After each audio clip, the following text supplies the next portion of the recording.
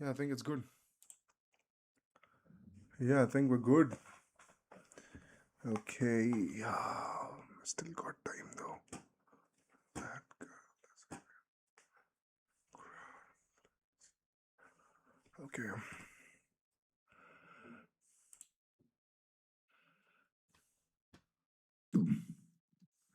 Yeah, I think it's good. Yeah, I think we're good. Okay. Still got time though. That girl. Okay.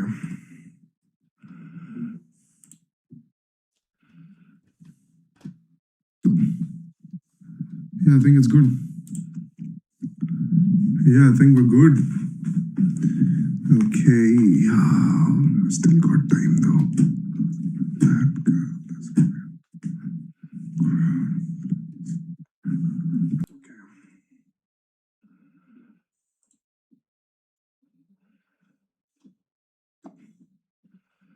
Yeah, I think it's good. Yeah, I think we're good. Okay.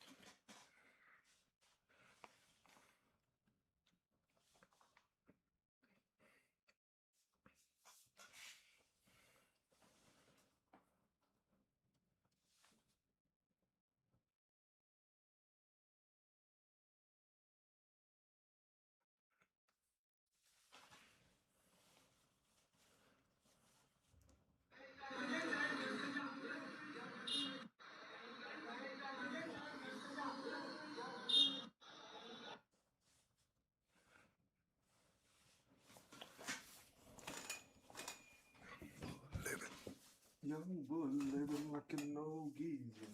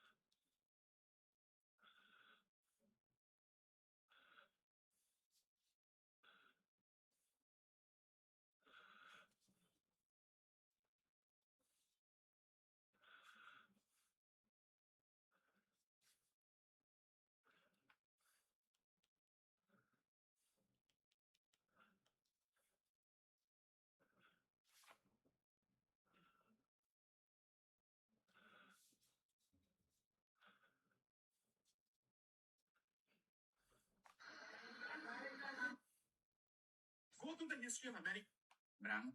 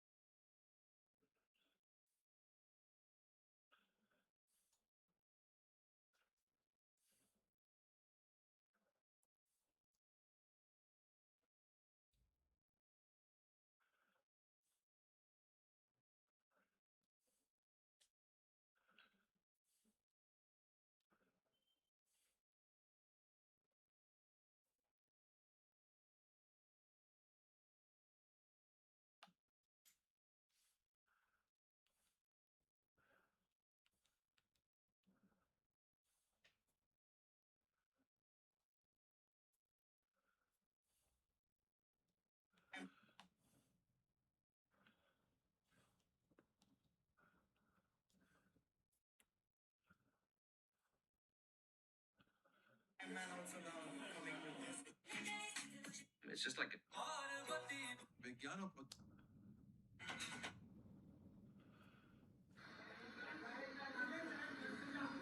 सबसे पहले तो है pork.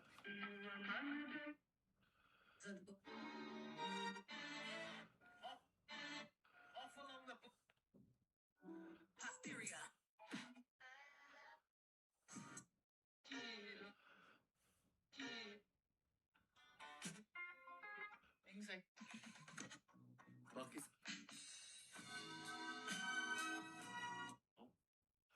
सबसे पहले तो है pork. ये fried pork है और ये gravy वाला है. She's talking about living beings, by the way. Living beings who can feel pain. It's very ironic. The reaction to Kevin O'Leary's viral clip about spending $28 for lunch every day really just shows how our generation cannot take accountability for anything. We just love to blame all of our problems on the system. Now, don't get me wrong, I do sympathize. The economy is bad. I don't like Kevin O'Leary. However, it's just based.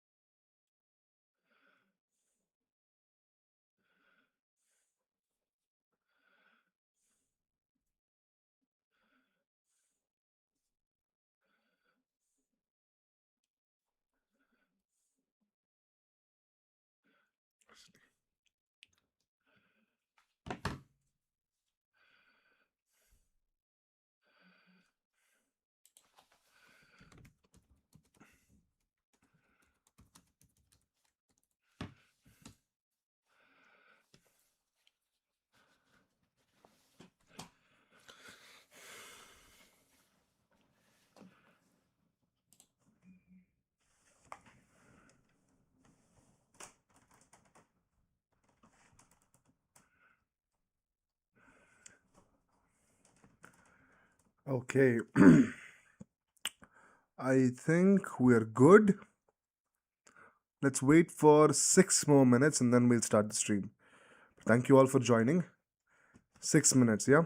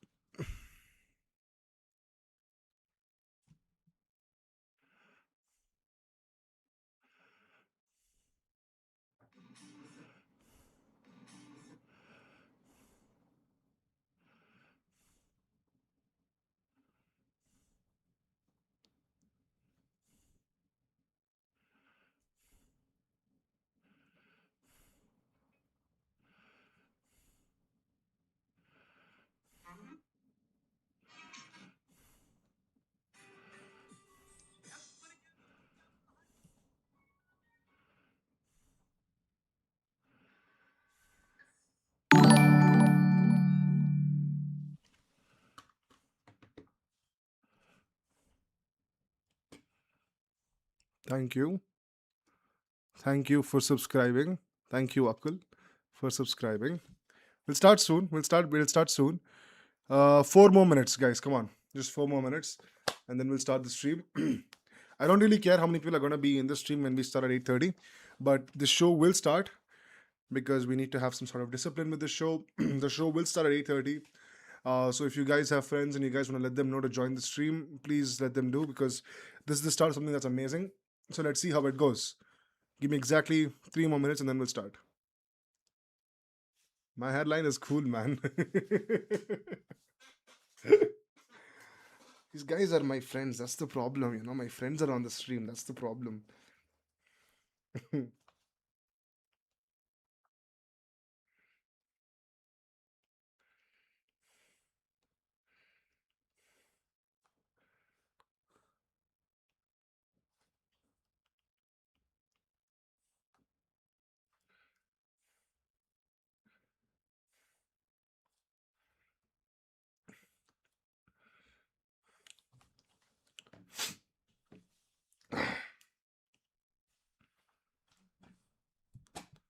Okay, I think we can use this time to just check my displays. How about that? So I want to check my displays. Namaste, namaste. We'll check my displays, okay? We won't start the stream. We won't start the stream just yet. I want to just check my display. So this is live. This is live plus chat box. If you guys so write anything, it'll come on the side. This is my starting soon page. This is my intermission page. This is my browsing page, which I'm using to reply to you guys. So I think we can begin. Okay. We'll start soon. We'll start very soon. 2 minutes. Let me start at exactly 8:30 because it's good to maintain time like that.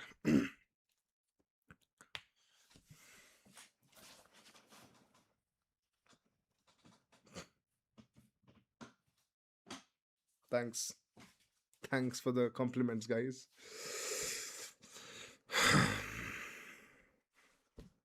Thank you, man. Thank you, man. Thank you. Thank you, Levi Ackerman. I'm guessing that's not your real name, but thank you.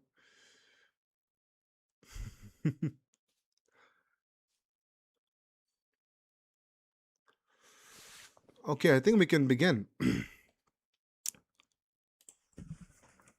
Okay.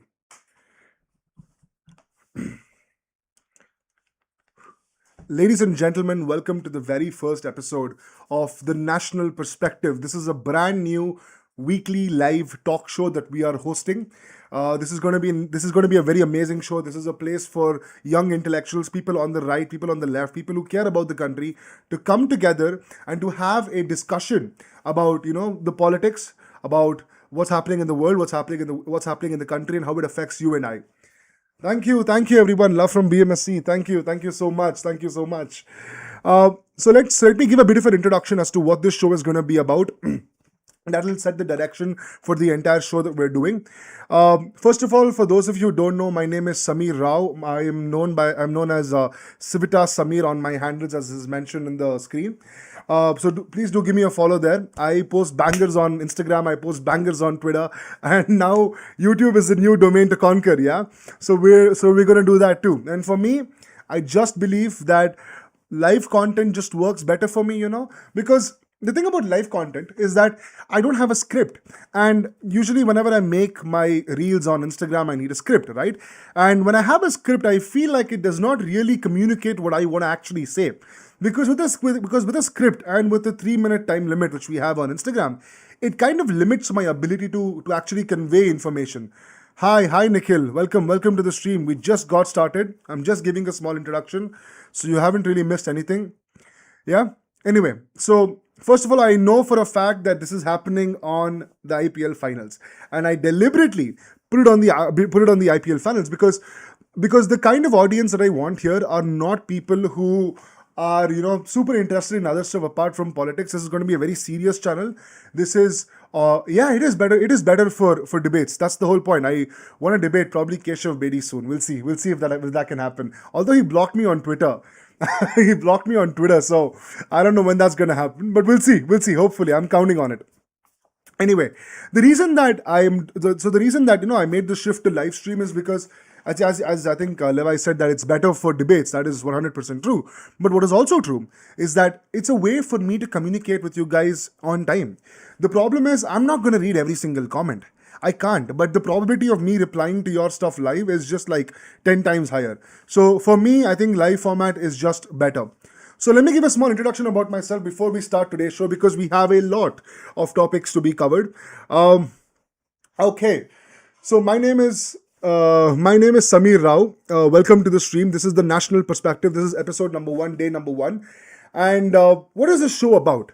This is a weekly show that happens on every Sunday, 8:30 p.m., where we will catch up on that week's news, what's happening in news, what's happening in international news, national news, what's happening in the world of politics, what's happening in the world of culture. And if you guys have any suggestions that you want to let me know, that if you want me to, talk about, please do text me on my Instagram, text me on my Twitter, just tag me, let me know, communicate with me as to what you want me to talk about, and we can talk about that. Today I have a few topics that I want to cover. I want to cover the CBSE controversy that's happened today. Yesterday. I want to cover the Cockroach Janata Party that's been happening. And because I took a break, and in my break, I realized that the entire Iran-Israel war escalated to a new level, and it's come down, and now it's going back up. So we'll talk about that. So we got to talk about that too. So we have the Iran-Israel war, we have CBSE controversy, and we have the Cockroach Janata Party. If you guys want me to talk about anything else, please comment right now. So we can have a sense of direction and structure with this first episode. Although I'm not really too keen on the structure as of the first episode. I just want to start. I want to start the entire process, and we'll see if we can improve along the way. That's the whole goal, right? So Cockroach Janata Party is something that I would love to discuss with y'all because I have a lot of thoughts about it. Okay, so we'll talk about who I am first. I am a mechanical engineer. I graduated in 2024. I'm making a pivot into public policy and bureaucracy, hopefully. We'll see about that. But so I've made that pivot and my career is now going to be shifted. So this live stream is not just going to be a weekly show. I'm also going to take you along my personal journey. And because the point of any show, the point of this show, is to not just become an influencer. I don't want to become another influencer. I don't want to simply, sit and talk all day. That's not the point of my channel. That is not why I started my Instagram channel. That is not why I'm using my Twitter. Okay, my mic, I think setup is a bit off. Okay, so that's okay. Wow. Hold on. I need to. Yeah, I think this is a bit better. Yeah, this is better. Yeah. So the point of me starting an Instagram, the point of me starting a Twitter is not to simply become an influencer and to make money. Because if that was the goal, I would have done it by now. And this might seem like a bit of an over TMI, but I was offered money from both the parties to speak about specific issues. And we're talking good money, right? We're talking, 4-figure amounts for a reel. And it's just something that I didn't want to do. Because if I did do that, then that destroys my credibility. That is not why you are here. That is not why you are watching my channel. You are watching my channel to get an unfiltered opinion. You are watching my channel to get an actual independent nationalist perspective that goes beyond the partisan voices, that goes beyond the general party propaganda. This is for the individual thinkers. That's what this show is about. So let me explain my position, my ideological position, where I come from.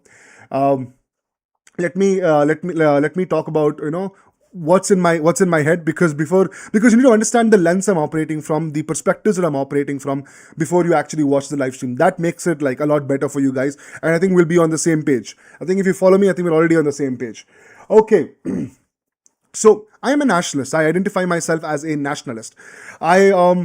I believe that the Indian nation is supreme to the individual. Now, I want to make that very clear as to what I mean when I say nationalist, because everyone can say, I'm a nationalist, but then you don't know what the meaning of a nationalist is. A nationalist is somebody who believes that the nation is of a paramount importance to the individual, right? In the sense that I, as a person, I am nothing as compared to the entire nation. And we, the Indian nation, are a macro social organism. It's not just a collection of individuals. India is not just a piece of drawing on this map. It's not just a map on the subcontinent where you have a people of individuals, just where you have a community of individuals just residing in it. No. Hold on. I think I have to open the door. Give me like 2 minutes. I'll be back. ಹೇಳಿ ಅಜ್ಜಿ. ಅಜ್ಜಿ ನಾನು ಕಾಲಲ್ಲಿ ಇದ್ದೀನಿ, ನಾನು ಆಮೇಲೆ ಮಾತಾಡ್ತೀನಿ ನನ್ನ ಜೊತೆಗೆ. Bye bye. That was my granny. She gave me a call. Okay, we'll get back. So, as I was saying, I think we need to clear what the I think we need to be very clear as to what the term nationalist means, right? Because it's a very misunderstood concept. A nationalist is simply somebody who loves his nation and places his nation above everything else, right? Now, what is a nation? That's a good question. What is a nation? And it's a very important question to answer, because if you look up the standard definition of a nation online, it says a nation is a group of people that are living in a common territory, that share a common language, that share a common culture and a common history. And when you apply that definition to India, it fails on a grand scale. We don't speak the same language, the dietary habits, the culture, the gods that are being worshipped are so different, not just across different regions of the country. It's also across different cities and towns within the same region. It's across different cities and towns. It is the indivisible diversity, it is the infinite diversity that makes our nation so unique, because you cannot quantify what is that nation building factor that we have. And that's a very important question for us to understand. Now, I know a lot of people are telling here that, okay, well, I'm just a patriot, I am not a nationalist. Wrong. You can't do that. You know why? Because nationalism is the highest form of love. It's the love for your people. Now, you tell me one thing. Can you love more than one wife? You can't. The basis of love is exclusivity. It is that you love one more than the other. It is that you prefer one more than the other. You cannot love two things. Because if you love everything, then you don't love anything at all. If you love everything, you don't love anything at all. You are placing the Indian people on a pedestal. And therefore, dude, patriotism, I'll tell you what, patriotism is a made up word, okay? Patriotism is a word that was given to you all so that you can be numb. But that's not the point. Patriotism is a very watered down version of nationalism. It just says, well, I respect my country, well, I respect other countries too. The question is not about respect, my friend. The question is about who you would choose. On any given day, if you believe that the survival of the Indian people is paramount and the growth of the Indian people is paramount over any other group of people, you are a nationalist. That's it. Patriotism says, well, I love my country, but I also love every other human being. And listen, of course, I love every human being in the sense of like, we're all human beings and we all want to live together and all that is fine. But in the current day and age, in the current socio-political context of India, in the current geopolitical context of India, when you look around us, when you look at our neighbors, you look at Pakistan, you look at Nepal, you look at Bangladesh, you look at Myanmar, you look at China, these countries are waiting. They are waiting. They are frothing at the mouth to get in and to destroy our way of life, to destroy our country. That is what they want. The existence of Pakistan is an existential threat to the nation of India. And therefore, it is extremely important for us to center ourselves as nationalists, as people that value our country over the rest. And it's super important that we use that word, even though it's a taboo word, even though a lot of people can tell you, well, nationalism is so outdated. Nationalism caused World War I, World War II. Shut up. Like, seriously, shut up. The Indian people need to raise their political consciousness. We need to raise our national consciousness. We are not just a map drawn on the South Asian subcontinent. No. We are not defined by the partition drawn lines. No. We are a macro social organism. We are an organism that has been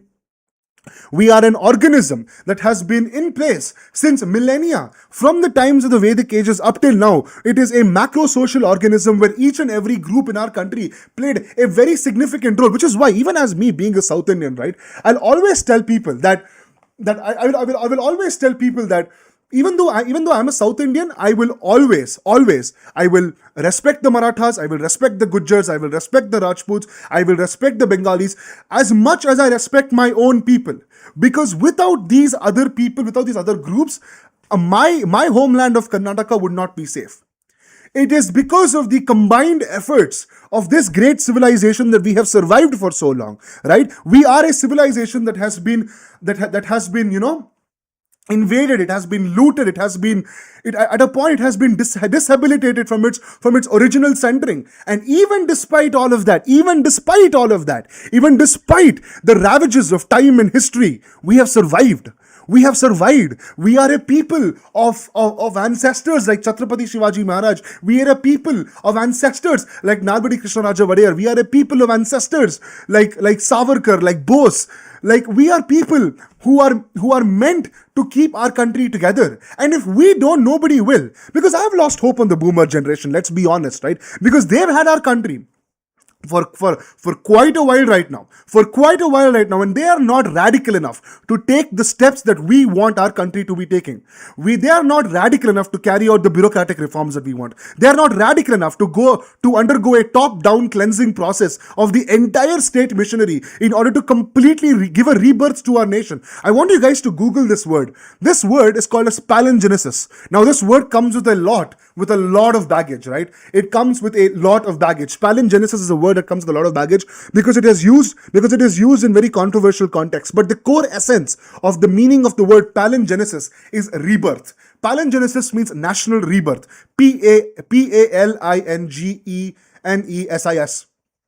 Palingenesis. Palingenesis means a national rebirth. That is what the young generation wants. We do not want reform. We do not want, we'll just make a change. No, we want a rebirth of the nation, because that is the only thing that can save us. Within this system, as long as you operate within the existing system, you are not going to be able to achieve any meaningful change. Right? You need a complete rebirth of the country from the inside. And that can happen only through a top-down bureaucratic cleansing at this point. I'm just going to say it. You need a top-down bureaucratic cleansing of the nation if we are to survive. And yes, the boomer generation will take offense. Probably my dad is watching this stream, so he will take offense. But I'm sorry, this is how we people feel. This is how the young generation feels, because we are sick of stagnation. We are sick of the slow growth of this country. We want quick results. And you can sit and tell me, well, you have to be very careful. No, it is precisely that. It is precisely that particular mindset that we want to remove. We want people to come out of this dilemma that we have to go slow. No, I want an infrastructural revolution in the country. I want my country to be clean, because if it's possible. Countries have done it. Right? They've done it through heavy-handed means, 100%, I agree. But it is required. You cannot expect a functioning democracy in a country still operating on feudal mindsets. In order to break that, you need to industrialize super quick. No, actually, no. Israel is another topic, and I don't want to get zucked online. So we will keep that. we will keep that topic for another time. Israel is a completely different topic. But yeah, and I think as Levi said, right, it's hard to believe that people think nationalism isn't important in India, considering our diverse nation was built on the foundations as such. 100%. I mean, if you look at the Constitution, right, it was a centralist doctrine. It was a centralist doctrine. It was in the sense of giving the center more power than the regional powers, because they were fearing this. But we can go into discussion about that too. I think we can do that. But my point is that I want people to stop treating politics, and I want people to stop treating the way you look at our country in a sense of contemporary news, right? Let me expand on that. We are living in the middle of history, and I don't know if people realize this, but we are living in the middle of history, and we are living through the turn of the next industrial revolution, which is going to be AI. I think that's been quite painfully obvious to everybody until now, that AI is the future. And with this new industrial revolution comes opportunities. Because India skipped out on its industrialization phase under Nehru, because the plan didn't work out, right? Because the 5-year plans definitely backfired at the end of the day. Then we tried our LPG schemes. Then we tried our liberalization, privatization, globalization scheme. That did achieve a lot of success to a great extent, but it has not changed the fundamental errors of what's wrong in our country. And the fundamental error of what's wrong in our country is our bureaucracy. right? It's our bureaucracy, it's our ministers, it's the people. We are a nation of people, not of laws and principles. These are all things that people tell you to make you feel happy. We are not a nation of laws and principles. We are a nation of people, mind you. At the end of the day, that is the basic foundational block of India. We're a nation of people, and people forget that. And we need more educated, quality people up there within right-wing circles itself. 100%, like I will agree on that, right? Because we want them operating within the nationalist circles itself. That's the whole goal. So this stream, this show is for us to cultivate a community like that. It is for us to bring together people like that, people who can think, people who are intellectual, not IT saliyas, not people working for the party indirectly or as an auxiliary content creator. Because I'm so sick of it. I'm so sick of this, right? I'm so sick of this. I'm so sick of these people who operate as party auxiliaries and cannot differentiate between the truth. I think they can. That's the thing. I think they can. They can differentiate from the truth and the lies, and they intentionally choose to lie. They intentionally choose to lie. Yeah, 100%. 100%. The problem with liberalization policy was that it focused too much on service sector and focused too little on the manufacturing sector. Now I understand why, people might say, well, it's a sign of the times and whatever. But listen, man, if you do not create a strong manufacturing base, you are going to keep on importing people. You're going to be keep on it's not people. So you're going to keep on importing finished goods from other countries. And today, as a country, we need to achieve autarky. We need to achieve Atmanirbharta, which is why, dude, like, if you think about it, right, in 2014, the Narendra Modi government ran on the platform of Atmanirbharta. And it's been 15 years and it's not been achieved. And let's be honest about this. Let us be honest about this. In the defense sector, we import. In the critical industries, we import. We import oil. We import gold, right? Gold, fine, I get it. Fair enough. But oil, we import oil. We import defense. We import our defense stuff. So everything everything is imported. And in times like this where the globalization model, which has worked for so long, for the past 70 years, ever since World War II, is failing in front of our eyes. It's failing. The global system of trade is collapsing, and countries are returning to the questions of sovereignty over ideology when it comes to their resources. And I think that should be the goal. Like, for the next decade, or for the next half a century, the goal should be to become completely self-sufficient. It is to become completely. We should be aiming at becoming an export surplus like China. That's what we should be aiming at, because that is the only way by which we will be able to take these global shocks. So I think I've gone on a rant for long enough. I think we've gone for rant for long enough. We will now shift the topic to the Iran war, and we have quite a lot of things to cover. So we'll take this conversation slow because I want to cover every bit of it in detail. Or do you guys want to do the CBSE controversy first? Now that you guys are active here, at least I want to ask your opinions. Do you guys want me to do the CBSE controversy first, or do you guys want me to do the US Iran war first?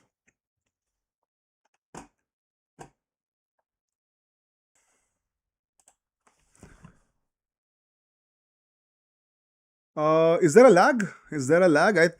I don't think so. There should be a lag. Hold on, let me text. Okay, is it back up now? Is it back up now?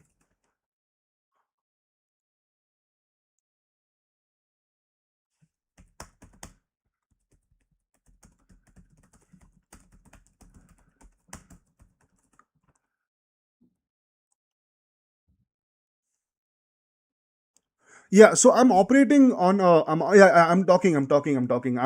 I'm operating on a 5 second streaming delay. So, like, you guys will text. I mean, you guys can hear me only after 5 seconds of me saying something. So if you guys are facing a lag for that reason, I think now it should be fine, right? Hold on, I need to open the door. Hold on.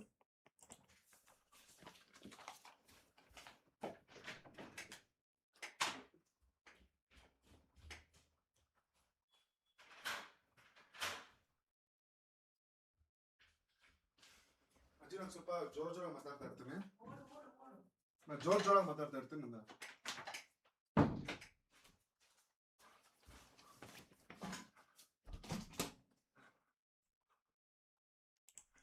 Okay, I'm back. I had to just open my door. So I'm borrowing my granny's house. I'm borrowing my granny's house right now for streaming. So she just came back home. So I had to open the door. Anyway, we're back. Uh, there's a 5 second delay. I mean, am I audible now? You guys are telling me that I'm not audible, but on my device, it's coming like the audio is coming fine. So that's what I want to know. Is my audio fine? Okay, we'll do. Okay, I'll ask this question one last time, and then we will continue. But is my audio? Is my okay? So I'm audible. Okay, okay. So I'm audible. Okay, now I'm gone again. Okay, it's back. Okay, it's back. Yeah, I think it's back. I think it's back. Okay, so we will start with. Okay, okay. We will start with the CBSE because I think that I think that that's a topic that we should discuss, and I will start. Look, man, what's happened with the entire CBSE thing is a complete shame. It is a shame. It is something that people that I think that the government must take accountability for. And the more they do not take accountability for it, the more they are alienating their core voter base. They are, because it is these young people who will go and vote in the next 4 or 5 years. And when the election happens in the next 5 years, do you think that they will not forget it? They will remember it. Dude, in a country like India, where your entire future is dependent on 1 or 2 marks, it is extremely important that public confidence must be maintained with these boards. I don't care what party you support. I don't care whether you support the BJP or Congress. That is immaterial to me. For me, ultimately, at the end of the day, it is the young people of our country that is going to be suffering, and if the government does not take accountability for it, it is going to backfire heavily. I think that Dharmendra Pradhan needs to step down. I think that the education ministry is corrupt. I mean, dude, wait, hold on. So I want you guys to check out. I will actually let me open up that. Article which I want to read to you guys, because it's absolutely insane, right? And I want to break it down slowly so that we're on the same page, and we're understanding what's being told here. So let me open up that article. I found it today. Sarthak Siddhant, I think his name was. Blog CBSE. Okay. Okay, I think I need to. Yeah, Rahul Gandhi had reposted it. I don't support this guy, but right now he's a source for me. I just need to open this thing. Yeah, this is the one. This is the one. I want you guys to check out this particular article that was written. And it's a very interesting article that he's talked about, right? Because he's gone into and mind you, this is the work of a 19-year-old student. Okay, this is the work of a 19-year-old student who has done a better job than most journalists in our country. He has done a better job than most journalists in our country, and we have to really give our props to it. Regardless of which party is attacking, it does not matter. The fact is, this particular work of exposing the CBSE scandal was done by this 19-year-old guy, something that is supposed to be the job of paid journalists in our country, and he's doing it for free. He's done a huge public service. So regardless of my opinion about this particular guy, I have to really give my props to him, because this is an extremely well written article. It's an extremely well researched article, and trust me, it has shook the system. It has achieved its goal of shaking the system. And this is what I want more young people from the right also to be doing. I want us to be intellectual. I want us to write. I want us to get our voices out there and shake the system like this, because it's possible. It's possible. So let's go into a depth of this. All right. Okay, I'm a class 12 student. He's a class 12 student, yeah? 19 years old, probably. 18, 19 years old. For the past few days, I've been investigating the on-screen marking evaluation teacher tenders issued by the CBSE. So his claim is, my thesis is that rules, terms and conditions and clauses were rewritten to favor a specific vendor. And that vendor happened to be Coemt EduTech. This was done at the expense of national data security and the future of students. It's a big claim. So let's see what he has to back it up. So basically, I have already read this article, so I'm going to just basically explain what he's saying here. So what has happened is, so here's how it works, all right? CBSE is a board, and what happens is that for the entire digitization process and the marking process, this time the CBSE has taken on this new procedure called as on-screen marking. So with this new procedure, they need new clients, they need new people who can do this work for them. They usually outsource this work. Now normally they would outsource this work to a trusted company like TCS, which is something that they have been doing this for a long time, TCS. So they have the experience in doing this, and they're pretty well trusted when it comes to all this stuff. But this particular company, which is called Coemt Edutech, now the funny part about Coemt Edutech is that this company was actually called as Globe Arena. Okay, and if you just give a simple, quick Google search as to what this company Globe Arena is, it's basically Coemt Edutech. It is basically Coemt Edutech. And this particular company, I think they screwed up one exam in Telangana in 2019. And it led to 23 students who committed suicide because they failed over 3.8 lakh students. And apparently 23 students committed suicide because of this. I was reading an article where I think they were saying that there was this one village where this girl, I think, was the only person in that village who was going to get educated. The entire village came together to buy her books, to give her an education, and they failed her. And next day morning, when her mother wakes up in the house, she finds her daughter hanging in the house. So it's a sad thing. And people don't realize that for a student, this 11th and 12th marks is so important. It is so important because the system is like that. Now see, you guys made the system, the boomers made this system, and you tell us, and you keep telling us that, well, all you have to do is that you need to get good marks, go to a good college, and then your life is set. But the problem is when the system is rigged, what do? 23 students committed suicide. I want you guys to understand the gravity of that. Those are 23 engineers, 23 doctors, 23 future leaders who could have changed the country. Even one of them could have changed the country. And you took away their lives. The system took away their lives. And guess what? Nobody went to jail because of this, right? Nobody went to jail. Nobody took any accountability. And that's the problem. But anyway, we'll continue. So a committee appointed by the Telangana government found out that Globe Arena never actually signed a formal agreement with TSBI, which is for this 4.35 crore project. And the committee is submitting its report citing systematic failures, procedural collapse, and glaring negligence. Now you would think that a company which has had this track record should never be allowed. They should never ever be allowed anywhere near the CBSE board. They should not be allowed anywhere near the education system. They should be blacklisted. And guess what? They were blacklisted. And the CBSE tender, right? So let me explain. So how it works is, the CBSE releases tenders to private companies, and the private companies can then take the offer.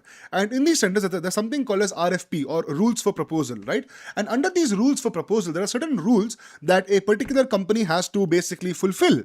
And only if those particular criteria are fulfilled, only then can they actually, participate in this tender process. So what this guy has found out was that there were not one, not two, but three tenders issued. And he's basically talking about the fact that the second tender and the third tender was where the real goof up happened. Right? And it was Coemt Edutech that won this bid. It was TCS, Coemt Edutech, and this company called Rank Guru which applied. And TCS and Coemt Edutech were selected in the technical evaluation. And from now on, whenever I say new RFP, it means this document, and old RFP means the second tender. Okay. So now this is interesting. Okay. Apparently, in the first tender, there was a condition within the tender that read, record of poor performance such as abandoning work, not properly completing the contract, or financial failure/weaknesses in any institution as mentioned in the RFP. Now, any guy with common sense can tell you that Coemt Edutech fails this miserably. Okay, they fail this miserably, right? And any company that exhibits a record of poor performance, such as doing and abandoning works, not properly completing the contractual obligations, inordinately delaying completion or financial failures, etc., in any project in the preceding 3 years, subject to any such termination, should have been approved and upheld by any court decree or arbitral award against the bidder to such effect.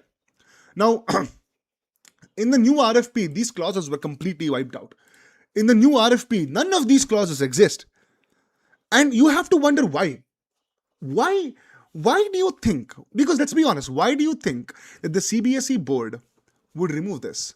Because I believe that these are good clauses. Like, these clauses are good, well thought out clauses, because they're touching at something real. They're touching at the fact that you cannot have a bad poor performance, because this is the lives and the future of I don't know how many ever lakh students who write CBSE, and it's a big amount, right? So it's wiped out. Okay, and this is the best part. Okay, I think this is just comical. This second point is just super comical. Okay, This is damn funny. So the old RFP very clearly in the general terms and conditions mentioned that the bidder is liable to disqualification if it has a record of poor performance or was blacklisted earlier by the board or have been debarred from any assignment by any government organization. So the old RFP said that if you were blacklisted at a point, then you should not be participating in this process. You will automatically become disqualified. But guess what? In the new tender, it says the bidder must not be currently blacklisted, banned, debarred, or under a declaration of ineligibility by any central government, state government, or any other government institution/agency in India. Do you see the problem? Do you see the subtle change of words? They think that they think that Gen Z will not notice this. They think that we are stupid, right? They think that we are too dumb to go through the entire RFP. And mind you, they very specifically and they very deliberately use such complicated words in order for us to not understand it, which is why I'm making these videos, because I want you guys to understand it in a simpler language. It's a very good explainer, right? The point is, it went from if you have been blacklisted earlier to as long as you're not currently blacklisted, it's fine. That's another weird thing. Again he talks about the 50 crore turnover and razor thin margin, right? I'm just gonna go over from like all the super interesting stuff here, because and I want you guys to read the entire article, by the way. It's an extremely well written article. Time frame of corrupt practices, cooling off period was being halved, right? So it was 2 years here, and here it's just 1 year. I don't know. Something about that is super interesting. Project criteria changes, and basically this entire article, right? It goes into a lot of technical stuff also. I think about something to do with the domain name or whatever. So it goes into a lot of great details. I want you guys to read the article when you're free. It's an extremely well written article, right? And the point, ladies and gentlemen, let me just shift my screen. The point, ladies and gentlemen, is that what he's essentially saying is these people, the CBSE board people, they changed all the conditions. They changed all the conditions that was supposed to be in place for a company to apply for this tender, so that it suits this company, Coempt Edutech. This is extremely textbook behavior. This is textbook scam. This is a textbook scam. Because why would they do it? Give me one good reason why they would do it. If it was not for a financial gain, if it was not for an under the table setting, there is literally no other reason why they would do this. Hold on. It wasn't. That's the thing. It wasn't. Despite all the proof that was there, it wasn't. And that's the problem, right? That's the problem. It wasn't. So my point is, this company that has a track record of being super shady already, right, is now participating in possibly one of the most important exams in the country, and it's sad that it's being taken this unserious, right? And the funny thing is, so I want you guys to look at this. Okay, let me pull up CBSE's account, and it's super interesting. Hold on, it's actually super interesting. Let me just change my screen. Yeah, so I've opened up CBSE's official Twitter handle. Okay, so today they have put this tweet. Okay, so they got called out. So they got called out, like extremely. They got called out, and they put this tweet saying, "We've been closely monitoring the vulnerabilities in the on-mark portal of our service provider that are being flagged in the public domain. An expert team of cybersecurity professionals has been deployed over the last few days. Blah blah blah. IITs to fortify these systems, including taking them over to a more secure setup. Blah blah blah. We are grateful to all alert citizens and ethical hackers." So they're saying thank you. Yeah, we were wrong. Okay, so so let me open this. Okay, so this is I saw this tweet today and I was like, yeah. 2 days ago, they put this particular image out in the open. OSM is backed by a secure and robust IT platform. No compromise or vulnerability. Platform tested and certified. Robust digital infrastructure. And guess what? This entire image is literally made on OpenAI. This entire image is generated by ChatGPT. These people, let alone designing a website, these guys do not have the wherewithal to design a poster An official government poster for their organization, and it's so sad. This is the state of the CBSE board in our country, and it's absolutely insane, right? Because the thing is, there is this account called Nisarga, I guess it was. Nisarga was the one that exposed all this. I think so. Was it Nisarga? Yeah, yeah. This particular, I don't know, this account. I don't know, this is a guy or a girl. This account, right? This is crazy because today morning I saw this. So probably if you guys are like little computer nerds, you guys can understand what she's saying, because I this is flying over my head. CBSE people didn't configure their AWS bucket properly, and now we can paginate and enumerate all their media, which has 2026 answer sheets and question papers. This particular file works without any authorization, and the bucket root is listable to anyone on the. So the point is this, right? This is the point. Anyone on the internet can download any scanned booklet across institutions. Multiple institutions are using the same bucket, which is insanely insecure, right? So we are talking about what's happening is we are talking about a system.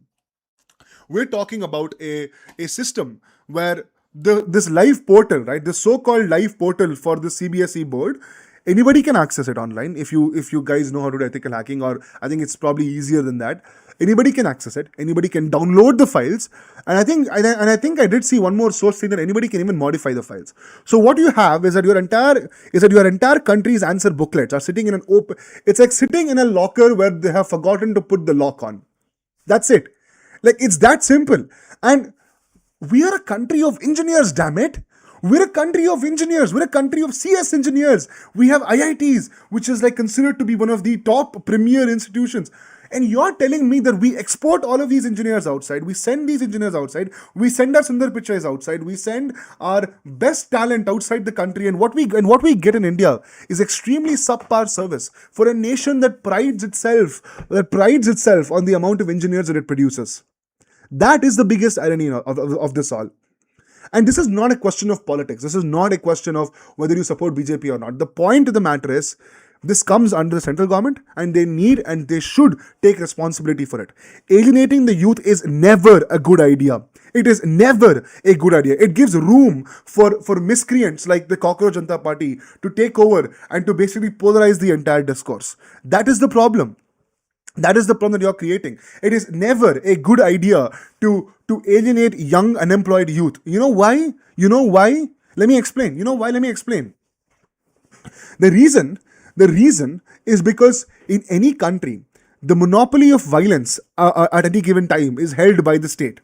That is how a country operates. That's how a state operates. When I say monopoly of violence, what I mean by that is the only person who can legally commit violence is the state and the state apparatus, which is the police. Only they can legally hold you, they can detain you or whatever, right? Only they can essentially hold you. But what happens is that when you alienate young men, especially young unemployed men, you are creating a huge problem, because what you're doing is you're instigating a group of people who have no family, they have nothing to fall back to, right? Because if a man is married and he has a family, he's going to think twice before committing political extremist action. But if a man is unmarried and he has nothing to lose and he doesn't really have a job, and he's interested in politics all of a sudden, the possibility that they will commit violence is 10 times higher, because they have nothing to lose. You do not alienate the youth. You do not instigate the youth. It will lead to completely negative consequences, right? Because there are multiple reasons as to why this happens. Number one is the urban housing crisis. When you have a lot of young people moving into the cities and they're not able to find jobs, they're not able to find a place to stay, radicalization is completely imminent. It's going to happen. That's point number one. Point number two is that when you alienate these people, what's going to happen is they're going to be interested in politics, right? And it's a very unique thing, right? Because a healthy country is a country where the youth is not interested in politics, because it doesn't affect them. That's the sign of a healthy country. When you have people in the country who are not interested in politics, it's a sign of a healthy society. Because that's how it works. I want young people to have fun. We want young people to be economically independent. We want young people to go out there, start families, add to the workforce. We want people to contribute to the country and not get involved in politics, because it doesn't really affect them. But when you have a large group of young people being interested in politics, this is a sign that things are not good. This is a sign that the country is undergoing a radical and an almost transformational change. These are like the signs that you get before something happens, and it's super important that the government takes cognizance of this particular change that's happening and see what can be done. Because if it doesn't do it, this is going to have unintended consequences. That's all I'm going to say. I'm not going to foreshadow anything else because I can't really, I can't look into the future. But when you alienate young men, this is what's going to happen.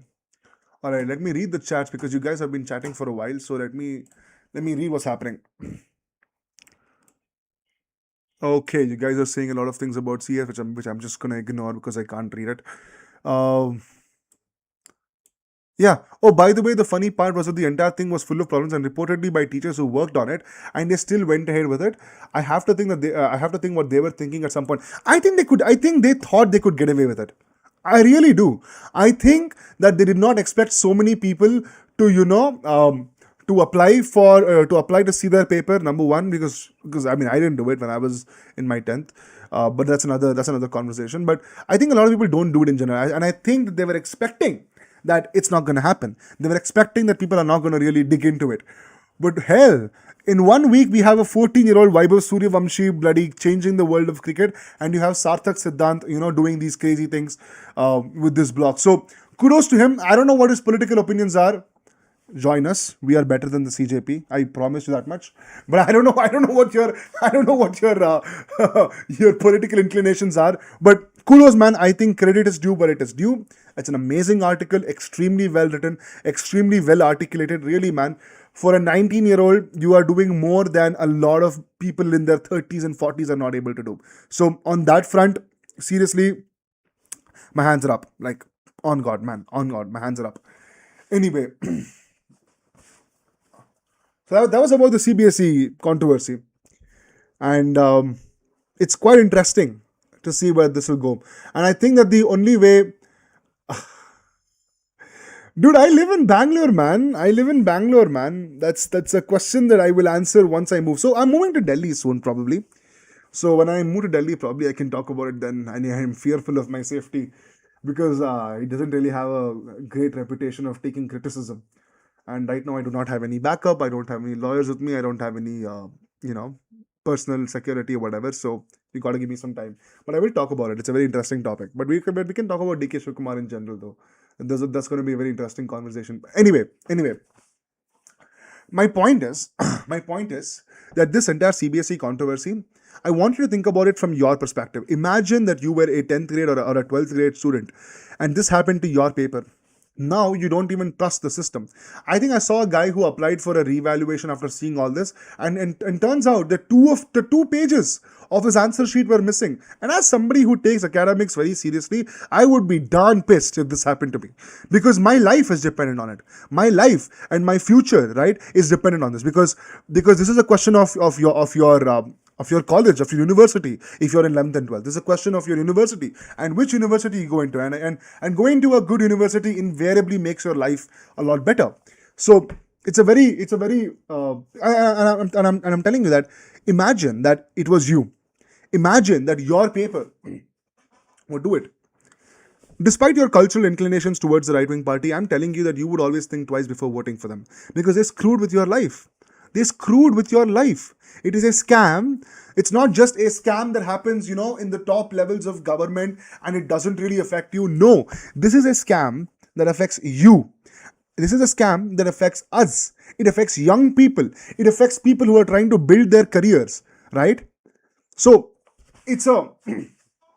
I'm telling you that it's not a good look. It's not a good sign.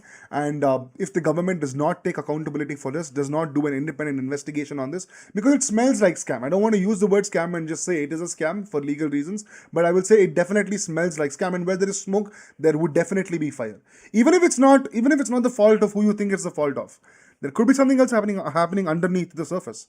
But we need an independent investigation to happen. We need to demand that, at least from the government. Despite you being right or left, it doesn't matter. We need to raise our voice for an independent investigation. And I think that it's insanely necessary for this to happen, because people don't realize that half of our public system runs on public trust. Half of our systems run on public trust. Okay? You trust the elections, and that's why you consider this government to be legitimate. You trust the CBSE board that they will correct your papers, and that's why you accept your score, right? Half of all systems in India runs on trust. You are. It's an implicit trust which is implied in the constitution, in the system itself, that the public is supposed to be trusting this. And when you break that trust, which is why I was very much against the entire vote chori thing. Like I said, that if you really want to prove vote chori, you need to go to the Supreme Court and file an election petition and whatever, right? But when it comes to things like CBSE board, which is like supposed to be a very simple thing, it's not the end of the world for the country, but it is the end of the world for a lot of students. And they are an integral part of your country who will partake in the national process of rejuvenation. And if you do not, and if you do not care for them, if you do not support them, they are going to revolt. And when I say revolt, I don't mean like a revolution, right? I mean like they're going to revolt in terms of raising their voice on social media. They're not going to sit silent, is my opinion. They're not going to sit silent, is my opinion. And and it's going to be bad. It's going to be bad for the current government. They're going to lose more seats if they keep doing this. Okay, so do you not think that the cost benefit analysis of the government will be to ignore and reshuffle, since they know that people won't obey? We legit need an opposition. Yes, 100%. The point is that, okay, let me explain this so that I think a lot of people are misunderstanding Indian politics. So let me explain this to the best of my ability. I'm not a genius. Let me just explain this from my perspective. People need to realize that the 2014 Modi government wave was a reaction. The Indian right wing today is an extremely reactionary movement. Okay. The thing about a reactionary movement is that it exists for the times. In 2014, the people were fed up of the Congress government's inefficiency to run the country. They were fed up of a weak prime minister like Manmohan Singh. They were fed up of this country not having toilets, not having electricity. The most basic things were not being done, and it was done because of the Luddite policies. It was not done because of inefficiency, mind you. It was done because of a deliberate policy of Luddite policies, where they wanted to keep India agrarian. They wanted to not industrialize India. I mean, it's interesting because if you look at some of the old tweets, which is going viral recently, in 2013, Rahul Gandhi was saying something like, well, the opposition talks about building, opposition means BJP at the time, right? Well, the opposition talks about building roads, but how will that help the poor man? Yeah, that's exactly what he said. And are you really surprised? And they say, oh, well, India was not developed 2014 because of inefficiency. No, it was deliberate. It was a deliberate process, a top-down deliberate process to keep India underdeveloped and agrarian.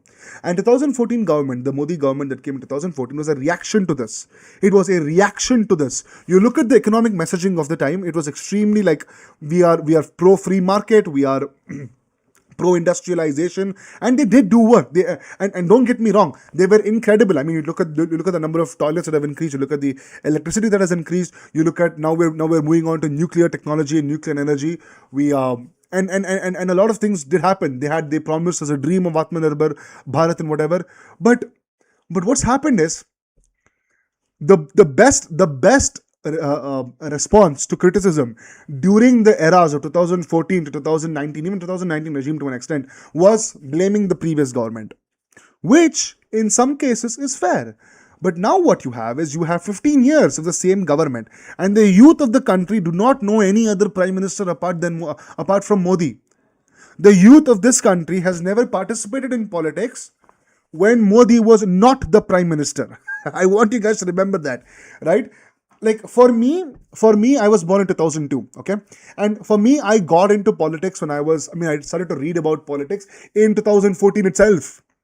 In 2014 itself was the first time I watched a news channel and like I was actually cognizant of what's happening on the news, right? So for me, I don't remember really Manmohan Singh's tenure.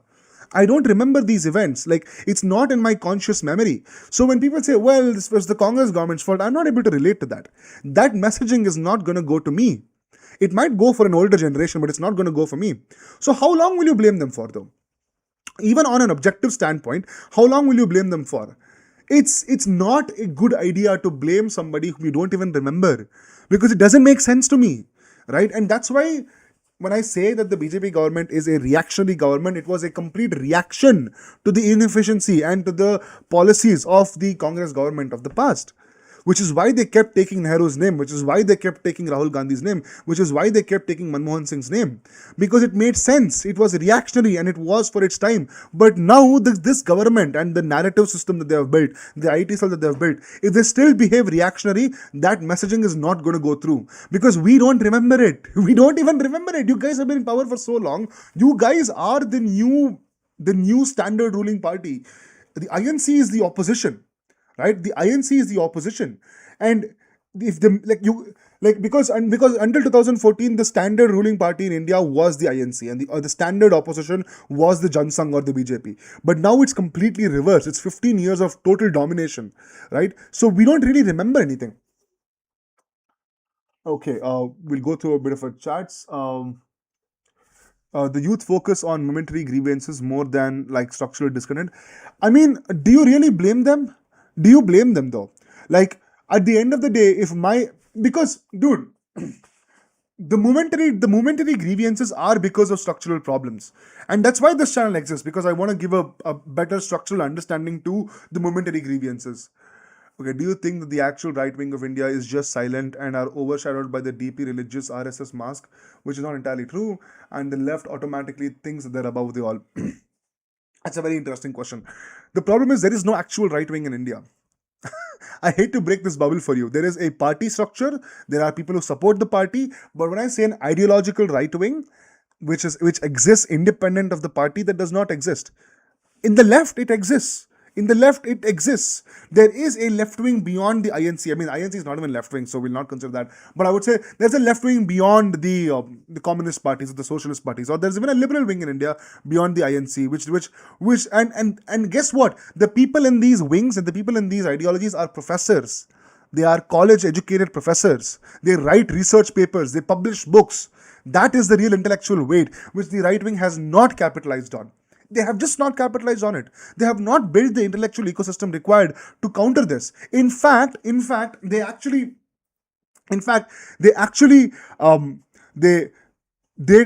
would say the right wing still tries to pander to that left intelligentsia nexus. The right wing in India, the so-called right wing in India, still panders to the same left intelligentsia nexus because we have not built a framework outside of it. We have not built an ecosystem outside of it. If you look at the Russian nationalist ecosystem, you look at the Chinese intellectual ecosystem, you look at any of these ecosystems across the world. Let's not talk about Trump, because Trump is not. He's another. MAGA is a completely different thing. But when you look at, say, the right wing intellectual ecosystem that exists in the United States, the capitalist intellectual ecosystem that exists in the United States, it's extremely strong.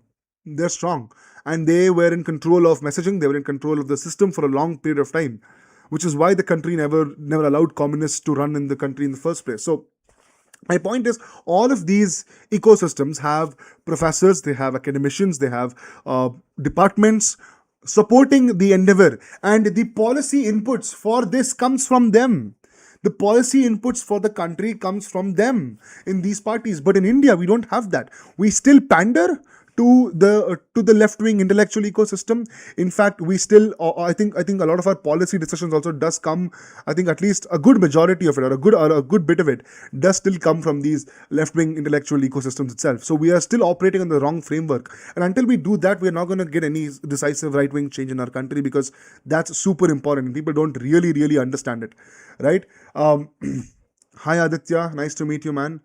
Okay, slide. Okay, boss, you forgot that Congress created something called as the middle class, which was not there. That is true. I mean, that is true. I mean, because the Congress of the 90s is very different from the Congress of the 2010s. Very different. The Congress of the 90s was an extremely technocratic kind of a party. I mean, in Karnataka, we had a chief minister called S.M. Krishna. And he happens to be one of my favorite chief ministers in my state, because he genuinely changed the face of Bangalore. He changed the course of Karnataka.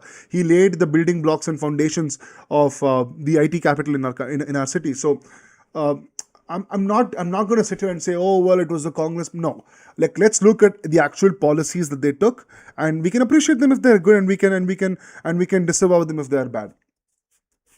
Yes, MAGA is completely reactionary. MAGA is completely reactionary because it was built as a complete reaction to not just the Republicans and to not just the Democrats, but even the Republicans too. It was an anti-system, we I have a lot to talk about that, so we will talk about it on another episode. That's not the point of this episode. Um, Actually, too, there's no right wing BJP and a Hindu party. There's a difference between advertising yourself as one and actually following. 100% true. Let me explain why. That's a very interesting. That's a very interesting rabbit hole to go down to. Okay, so let's talk about something that's a bit sensitive and yeah, it's a taboo. It's a taboo. But let's talk about something that's very sensitive in a lot of circles. But I think it's important that we talk about it. Let's talk about the caste system and how do you solve the caste system. Now, I want to make it very clear in the beginning of the stream that I am not a casteist. I believe that caste as a concept vivisects our Hindu community in innumerable ways that effectively leads to the degradation and the degradation and the ossification of Hindu society. At least the birth-based version of it. But if you look at the works of Savarkar, who is considered as the father of right-wing Hindutva, essentials of Hindutva, right? And if you read his works, in fact, let me open it up because I feel like people won't believe me. So let me open it up and I will show you what I'm talking about. Uh, Hold on, Savarkar on cast. There's a website for this. Yeah, this is the website. I had opened this like a million times. So let me open this website. Okay. These are some quotes that I want to read of Savarkar on the caste system, which I think people will be extremely surprised to know. Okay. Uh, we will talk about this. The practice of caste and the consolidation of Hindu society. Firstly, it should not be forgotten that the practice of birth based caste division must have been responsible for the mighty consolidation and the amazing stability of the Hindu society under certain circumstances and conditions. While evaluating its merits and demerits, it will be of a sheer ingratitude to only point fingers at the latter day ill effects of the institution of caste. It must also be admitted that keeping the interests of the Hindu nations at heart, Hindus of yesteryears gave birth and allowed birth based caste divisions to develop spontaneously with the aim of preserving the purity of blood ties, community life, and tradition. So he's saying that, listen, it had its utility at one point in time. It had its utility in one point in time because you need to understand that, and I know this might be very controversial, but you need to understand that the entire world was feudal. And caste system is nothing but feudalism. On a spiritual, ritualized level, it's feudalism, right? Because your status, your birth, your land, all of them are inextricably intertwined in this feudalistic society. And this started after the Gupta age. And if you look at genetic data, also, I think caste, according to the Reich study, caste endogamy hardens around 180. So it's a very interesting topic to go down to, but again, that's the caste, the genetic stuff is something that we can talk about later. But anyway, so we will talk about this one. Okay. Chaturvarnya means four varnas. The word varna is virtually untranslatable. It denotes the whole old Hindu idea of a four-tiered society. It's a functional differentiation of Hindu society with an intellectual or spiritual class called as the Brahmins, a ruling political or warrior class called Kshatriyas, blah blah blah. I think you all know this. Chaturvarnya Maya system, meaning that I have created the Chaturvarnya system. Nowhere in this shloka is there any suggestion whatsoever that he gives birth on the people of. And these are the basic arguments that is being made by right wingers that it's based on karma and whatever. But I want to go into a little bit more detail about what he's talking about the caste system, right? He said that just as I felt, hold on, just as I felt I should rebel against the foreign rule over Hindustan, I also felt that I should rebel against the caste system and the untouchability of Hindustan. Yeah. People are surprised. They say, well, Savarkar was a Chitpavan Brahmin. He was just a casteist. No, my friend, he was not. He was not. If you look at the things that he did to try and alleviate the caste system, it's actually insane. He opened up something called as the Patit Pavan Mandir. Wait, hold on. Let me show this to you. It's a very interesting temple. Patit Pavan Mandir. Yeah. Patit Pavan Mandir, right? This is a temple that Veer Savarkar opened up. So that people of all castes can come into this temple and can worship the same god. Okay. And this, at the time, this was extremely controversial amongst the very orthodox Hindu class. It was actually extremely controversial. They said, no, we can't do this, this is not good. And I think this was in reaction because they didn't allow a particular caste people to enter a temple. So he did this in response. Okay. So let's go. And this is a very interesting line that I want to read. Let me just select this so that you guys are in frame. Indeed, the blame for the atrocities perpetrated by higher castes or lower castes due to scripture-based caste division lies with all the castes, from the Brahmin to the Bhangi, not with Brahmins and Kshatriyas alone. The scripture-based caste division enabled the Bhangi to assert his superiority over Domb. Hence, everyone in his own way preserved it and is still preserving it. The blame for unnecessarily allowing it to thrive rests on everyone. So the best way is to accept that everyone is to be blamed and that the responsibility of reform is collective. Everyone destroyed the edifice of society together, and now in the fitness of things, let all of us Hindus together rebuild it on the firm foundation of an all-embracing Hindutva. Now, this particular line this particular line is saying that the reformation of Hindu society is not the job of two castes alone. It is a job of the collective Hindu society. And dividing Hindu society on the basis of oppressor and oppressed along these Marxist lines of oppressor and oppressed, because the materialist logic still fails on Indian society, is wrong. What does the UGC guidelines talk about?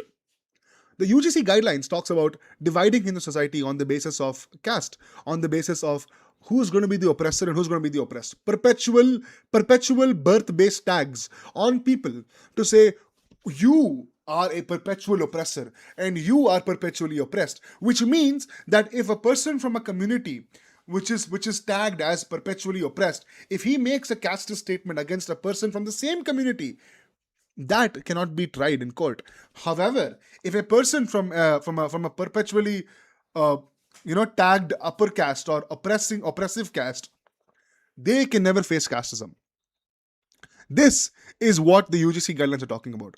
What we're witnessing here is the division of Hindu society along Marxian lines, when Hindutva as a concept, as propounded by Savarkar, explicitly rejects this. He's saying, I reject the caste system, but you cannot divide Hindu society on these lines because it's not going to achieve anything. It's not going to solve the problem at hand. You're in fact going to make it worse. You are going to make it worse. That's what he's saying, and I find it extremely true, 100% true. Anyway, let's go into a bit more detail here. Okay, so there's a very nice saying here. Hold on. Everyone notions of high and low caste by birth. No one should ever think that a certain Hindu caste is high or that another is low. The notion of high and low will be determined by the overt merit of individuals. Every Hindu child has but one caste at birth, and that is a Hindu. Other than that, consider no other subcaste. Janmana Jayate Hindu. Everyone is a Hindu by birth. In truth, every man has but one caste at birth, that is human. But at least so long as the other religionists, such as Muslims and Christians, keep aside that lofty aim and consider themselves Muslims and Christians by birth, and endeavor to swallow the Hindu, we too must cling to our identity and our race. Every occasion, especially during the census, register yourselves as Hindus. Consider all castes as occupation. The same government is doing a caste census. How is this Hindutva?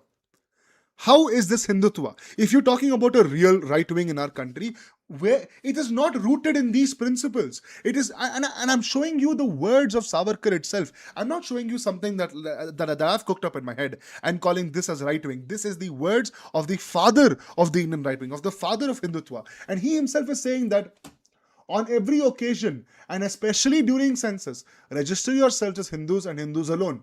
Consider all castes as occupations. Okay? Okay?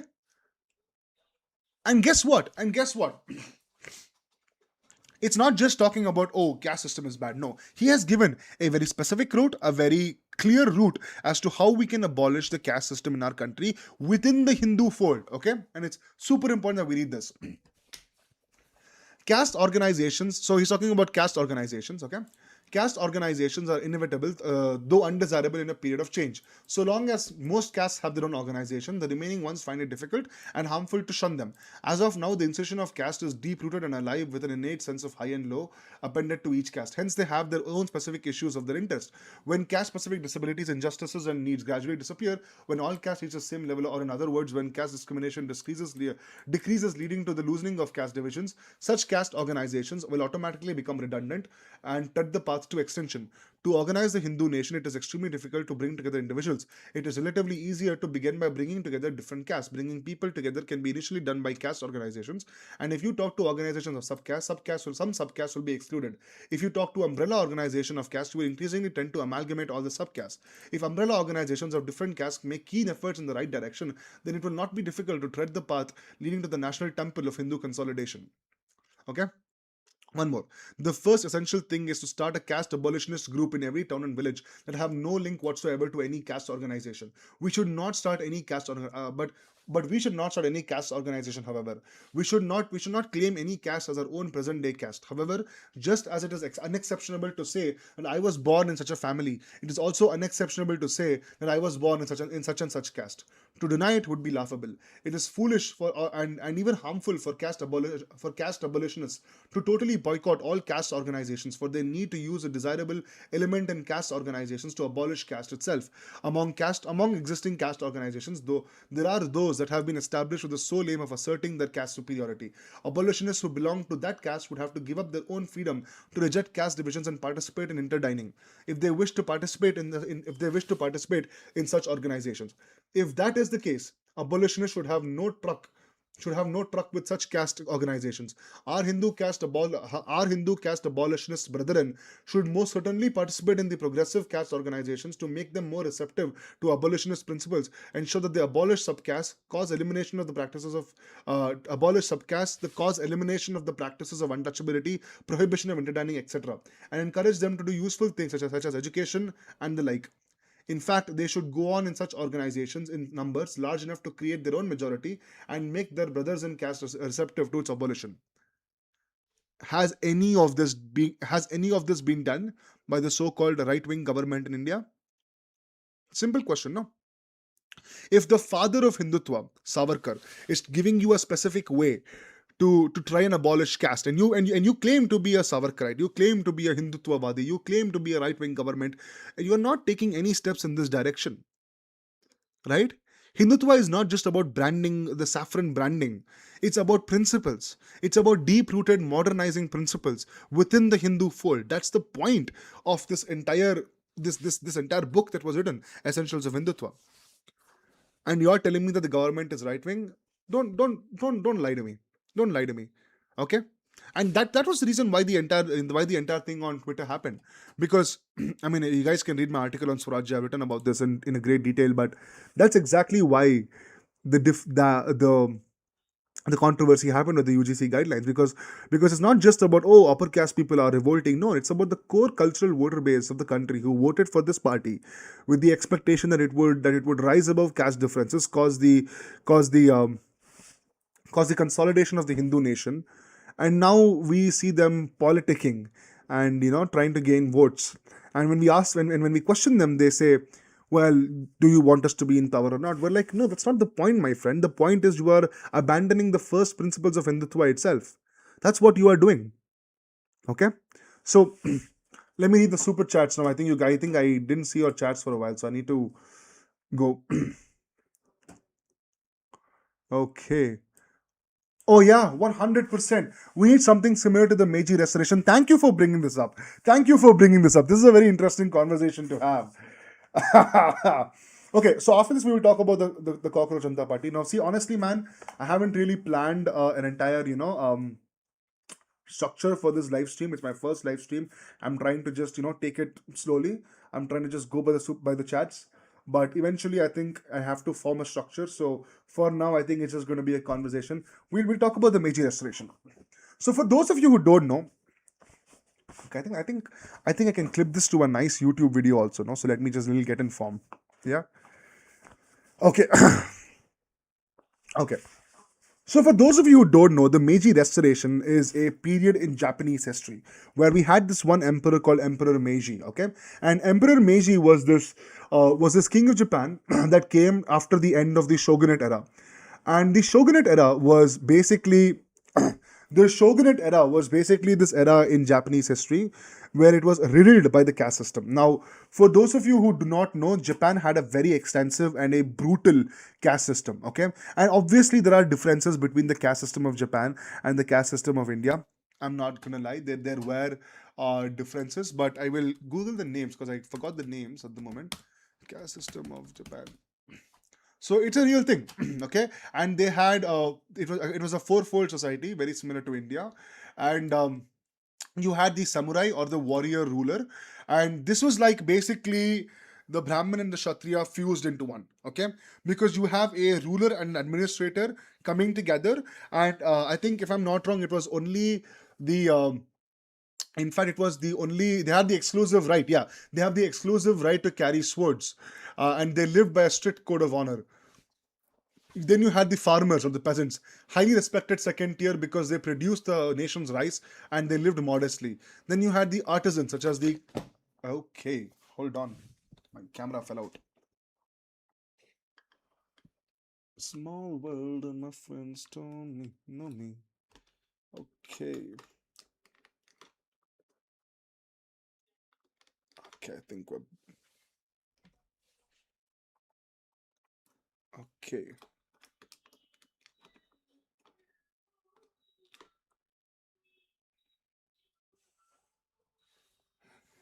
Okay, that's stable. This is my first setup of a stream, dude. I apologize if these glitches keep happening. They won't happen from next time. I think it's not straight.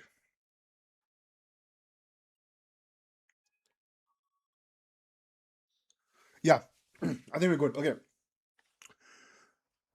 Okay, I think I'll restart that one section because I really want to clip this into a YouTube video. But anyway, we'll carry on. So as I'm saying, until 1868, the Japanese society was strictly divided into four castes, and then you had the samurai, which was like the Brahmin caste, and the Kshatriya caste, which was like mixed into one, which is it was the top caste. Then you had the farmers, which was like the second highest caste. Then you had artisans, and then you had merchants. And this is in the order of the system in Japan, the hierarchical system in Japan. But Japan had a very brutal caste system, and it was birth based. And then you also had some people called as outcasts or burakumin. These were the people, they were considered non-humans, right? They were considered of as hinin, non-humans, and collectively these groups today are known as burakumin, or literally hamlet or village people. Okay. And this was heavily influenced by the Buddhist philosophies in Japan. Again, oh, big surprise that Buddhism is against caste system. No, Buddhism actually exported the caste system to whichever country it landed to and created a more hierarchical and rigid society, but that's another conversation.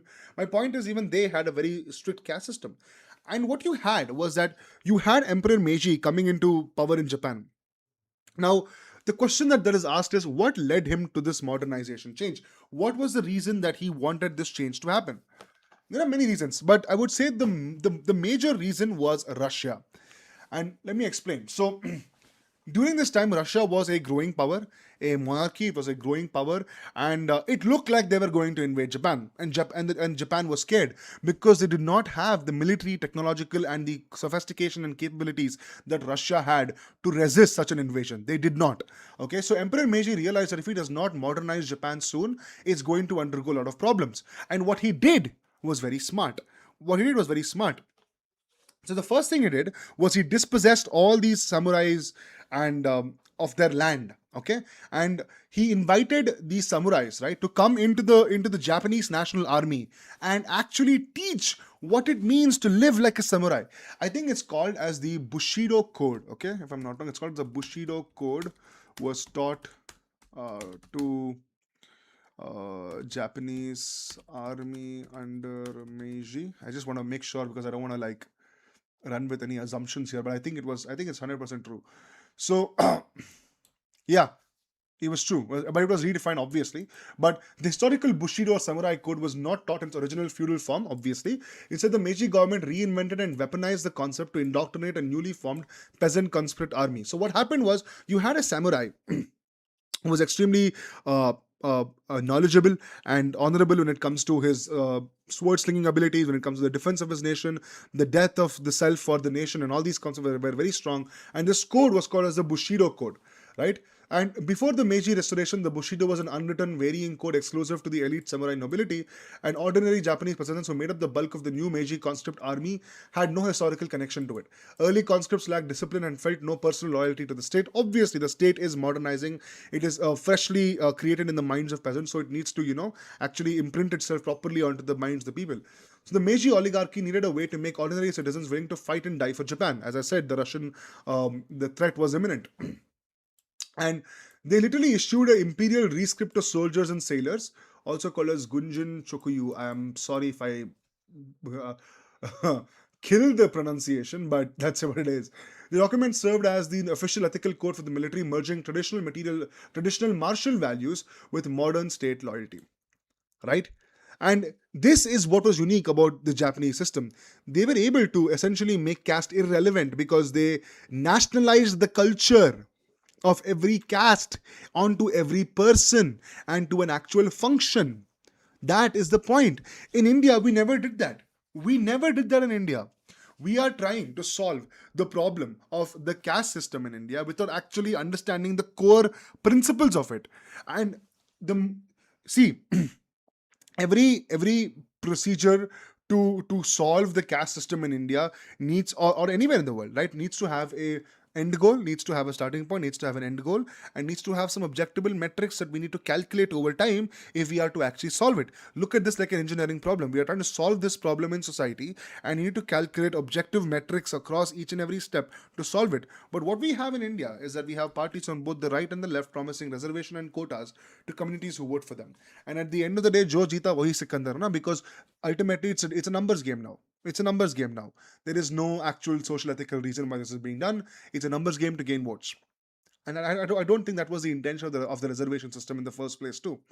It's a it's a completely misinformed, it's a completely bastardized version of a social justice plan, which is now being touted in India as this brand, is this as this solution to caste system when it's actually not really achieving anything, right? Anyway, the Meiji restoration is an interesting rabbit hole to go down to. I think a lot of people, again, Meiji is not free from controversy, right? I mean, I think a lot of people definitely agree that it was the Meiji era military training that directly led and influenced the kamikaze tactics used during World War II. So again, it's right here. I don't have to read it. It's right here, but he's not the most non-controversial figure. But again, man, every great leader has good things and bad things, and it's your responsibility to separate what is good and bad.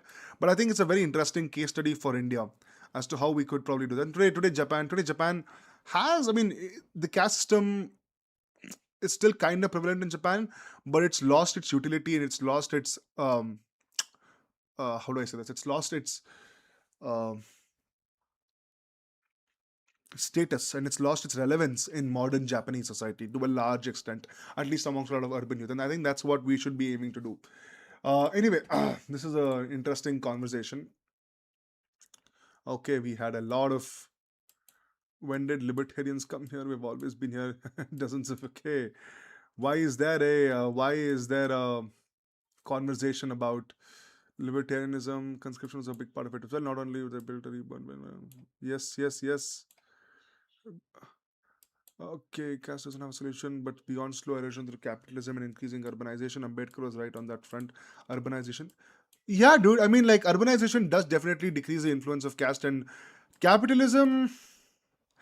I'm not gonna argue. I'm not gonna argue about capitalism on the basis of caste because I find that kind of irrelevant. I mean, you can make your points, but I don't think it's like it's not central to the question. The central thing is we need extremely we need urbanization. Okay, precisely why caste cannot be solved. It is an anti-fragile system, in the words of Nassim Taleb. Okay, who is this Snap Authority? Okay, it's a same libertarian guy itself. Okay, interesting conversation. Let me add on to this thing. Listen, caste is a feudal concept. Okay, and I want to make my position very clear on this because I don't want people to misunderstand what I'm telling you. Caste is a feudal concept. And caste endogamy as a concept started extremely ossifying under the Gupta era, because you had for the first time Gupta emperors giving land to upper caste people and upper caste Brahmins, because until then Brahmins were not allowed to own land, and they were supposed to beg and everything. The caste system works as long as the material resources in the state are spread out, and today we can't do that. Today, if because if you're talking about lineage, if you're talking about birth-based lineage, it also means that you must also take upon the penance, you must also take upon the duties of your ancestors, which I don't think a lot of people are doing today, because because it's irrelevant today. In the modern day, feudalism is irrelevant. In the modern day, we realize that the primary goal of the Indian nation is not the solidification of a feudal hierarchy, but is rather the development of the nation. And that's my point. It can be solved in India as long as it becomes irrelevant in India, where caste simply becomes a surname rather than a status or ritual status, right? And that can only happen from a religious authority. It cannot happen through a legalistic method, which is why reservations can never solve caste system in India, because caste is not a legal problem, it is a social problem, and you cannot solve social problems with using legalistic methods. That is my point. You cannot solve social problems using legalistic methods. It's not going to happen. Any change in the social sphere is going to come from the social sphere only. And of course, the social behavior can be nudged by economic models, and that's an argument for another day. But ultimately, my point is it must come socially rather than legally. And I think Savarkar analyzed it, and he was ahead of his time when he was talking about these things, because we talk about he used to organize intercaste dinings, he used to organize he opened up a temple for people of the lower caste to come in and pray together. These are all social methods, right? One of the interesting things is that the railway system in India actually helped abolish a lot of the untouchability system in India, because you had people coming in together, sitting in general class, eating together, sitting together, dining together for over 3-4 days, as long as the train traveled, and essentially it kind of did break caste barriers. So these are certain social changes that can essentially make it irrelevant. So, very, very interesting topic. What would a Bharatiya Meiji restoration look like in terms of the process, and then what would the outcome look like ideally? The process is something that the process is something that is up to debate, and that's something that I have been pondering too. These are only inspirations that I have. These are only models that we can probably take an inspiration from, but I don't really have an answer to what exact model we can follow. What's time, by the way, my friends? Oh, it's already 10. Good. We have 30 minutes to go.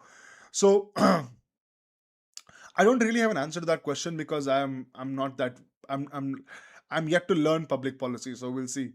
So probably we can write a long-term plan for that. But it's something that we should really be focusing on anyway, and it's something that it's worth emulating from other countries, right?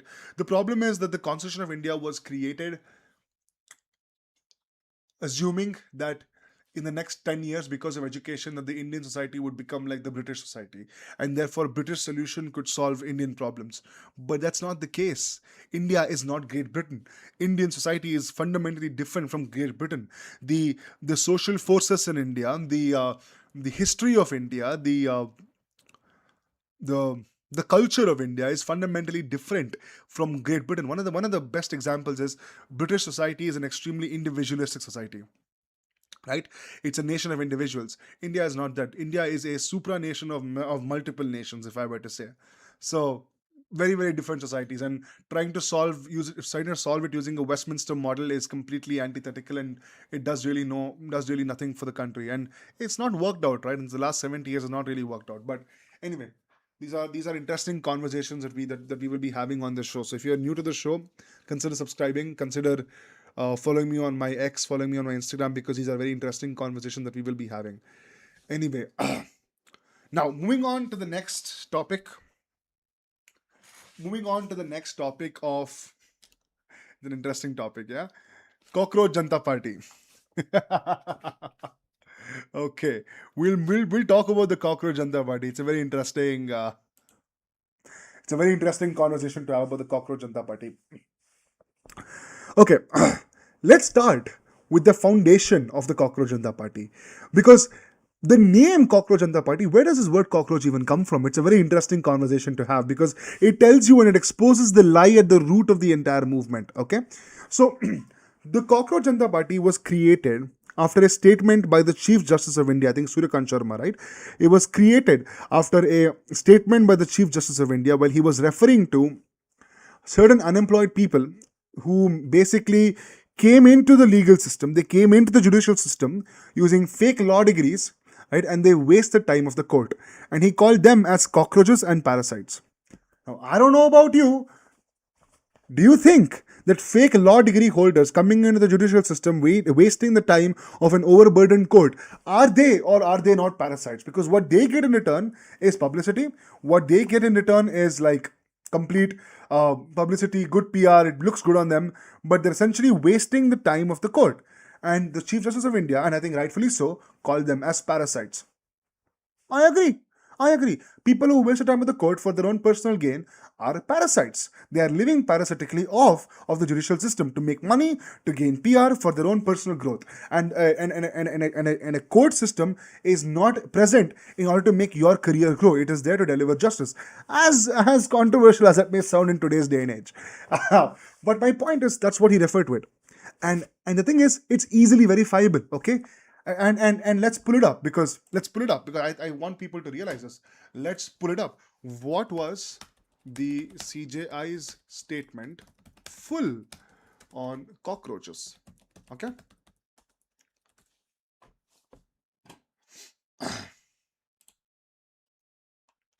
I think it's no, I do not want to open Al Jazeera, dude. On God, I do not want to open Al Jazeera.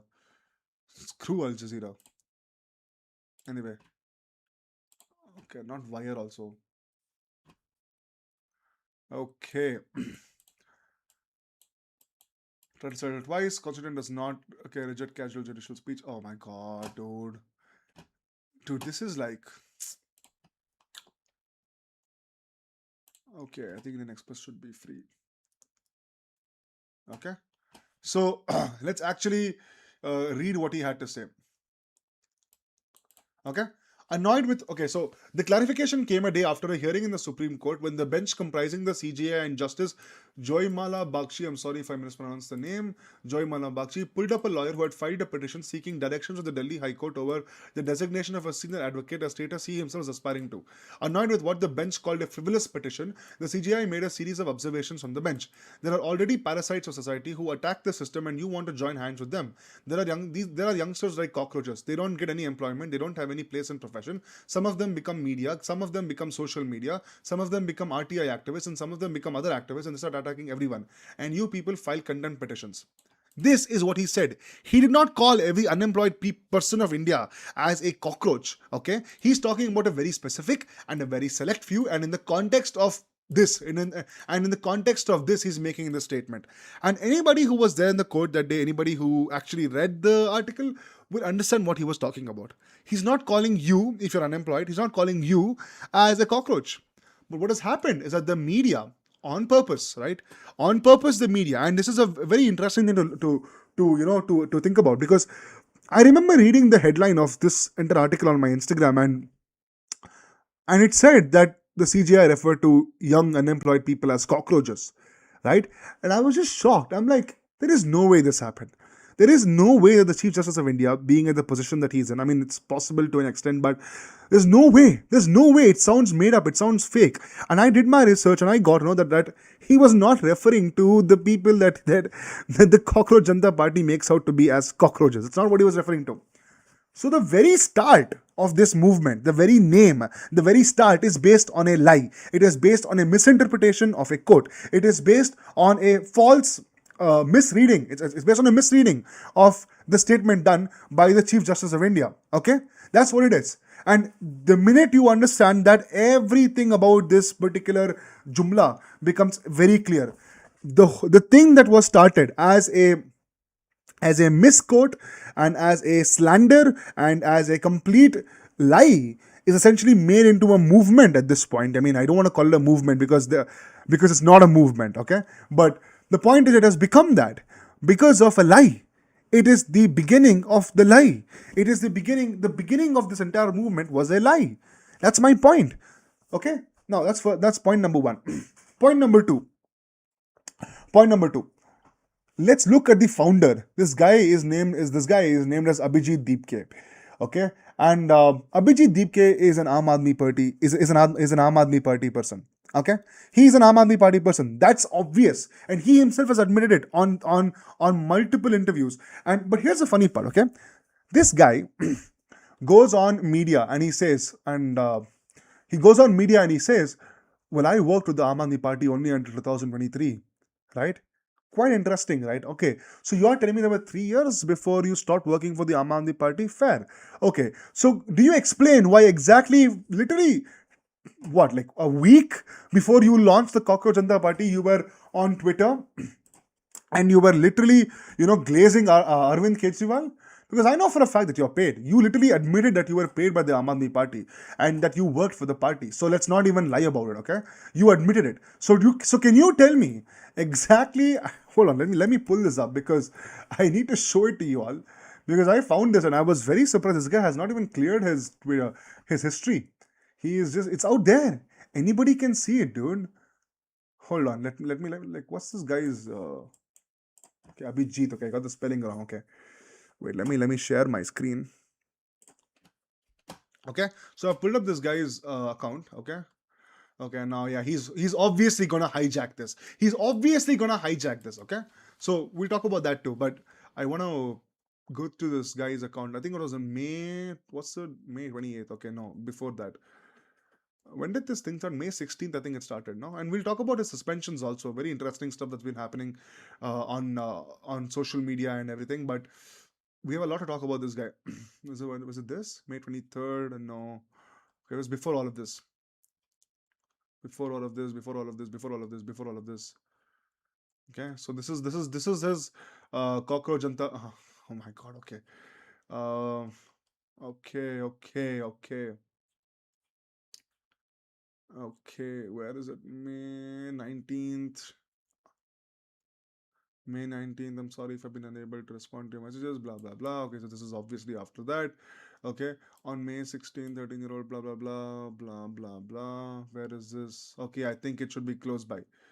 Okay, so May 17th, this is. Okay, this is May 17th. Okay, okay. Yeah, so this is where it started. This is where the entire thing started. Yeah, I'm sorry if you guys are watching the stream. I'll probably edit this in the video, but um, I need to scroll down a bit and search this shit because it's insane. Um,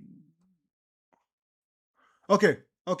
So, okay, okay, interesting. Okay, so this is May 12th. Okay, this is May 12th. Okay, I don't know why he's reposting Muskan Kariya, and okay, this video also is reposting. Okay, so again, on May 13th is asking, what does the average Gen Z think about the Modi government? Are you frustrated or concerned about what's going on in the country lately? Okay, so literally, okay, so I think we can just Google this. Okay, wait a minute. Yeah, this is the one. Anyway. Okay, petrol diesel prices are being so when was CJP in India launched? May 16th, okay? So May 16th is when the CJP was launched. And you're telling me, where is this? Okay, this one, right? And you're telling me on May 15th, literally, or on May 15th, literally a day before this entire thing has happened, he's literally out here and he's behaving like he's behaving like an Aam Aadmi Party mouthpiece. I mean, look at this, right? This is the first big win for Arvind Kejriwal. He's name dropping Arvind Kejriwal, okay? And then he's tagged this guy called Saurav Das, again a very interesting AAP funded journalist, by the way, very interesting AAP funded journalist. Again, and this guy, I think he's very much involved with the CJP. So a lot of these people are involved with the CJP, dude. Literally a day before he launched this party, a day before this guy launched his party, he's putting out paid tweets by the AAP. So what he's done is that he's lied to y'all. He's lied that he's resigned from the AAP when he's been in very, very close contact. I think even if you look at the kind of people, what's very interesting is the people who have actually supported and come out and supported the CJP movement are all dispossessed TMC leaders. It's Kirti Asad, it's Mohammed Moitra. These people who realize that TMC is an irrelevant party from now on, they want to jump ship. And what's interesting, okay? What's very interesting is that if you open if you open their website, Cockroach Janta, I can't believe our country is such an unserious country that we have come to this. Cockroach Janta Party, it seems. Join the swarm. Like this is like horrible messaging, dude. Like I don't know who convinced this guy that he can convince a bunch of youngsters to call themselves cockroaches, right? Like that's insane. Like how do you build a movement of calling yourself a cockroach? Anyway, but we will open their website. I'm trying to open their website. I think it was back up. Where I mean, Cockroach Janta Party website. I mean, if I look at their manifesto, okay, I think this is a fake website. We look at their manifesto. They have a very interesting manifesto where they've given this whole section, right? And in their section, they are literally saying that we will not support the BJP under any circumstance whatsoever. Like we are completely against the BJP. Like we are not with the establishment. But if opposition leaders want to join us, then you are more than welcome.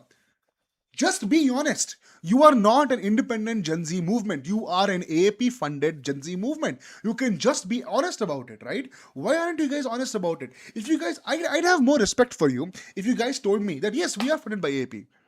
Because ask yourself the most basic question. What is the difference in the ideology between the CJP and the AAP? There is nothing. There is absolutely no difference. It's the same party. And look, some of the stuff on their manifesto are pretty good. Like judicial reform, pretty good. Okay, for me, dude, where is that man? Okay, whatever, dude. Like this is insane. But I want to. If I was on the main website, which I think I went to the main website yesterday, but it's given that.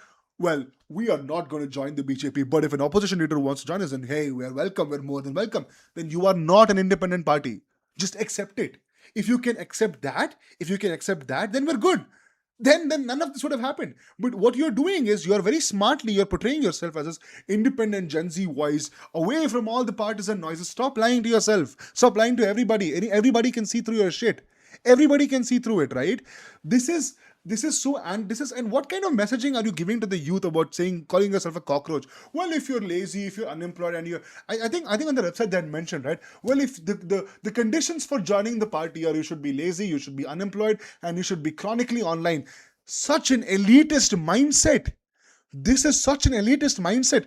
You are parroting you're parroting this self, you're parroting this message to a very, very, very specific a kind of urban elite youth who are kind of jobless, and they come from probably privilege, which is why they're unemployed, probably because they're so comfortable at their own homes, right? And you are trying to convince them to join your party. It's not going to work out. It's not going to work out. You know why? Because majority of India does not like to call themselves as cockroaches, my friend, especially young people.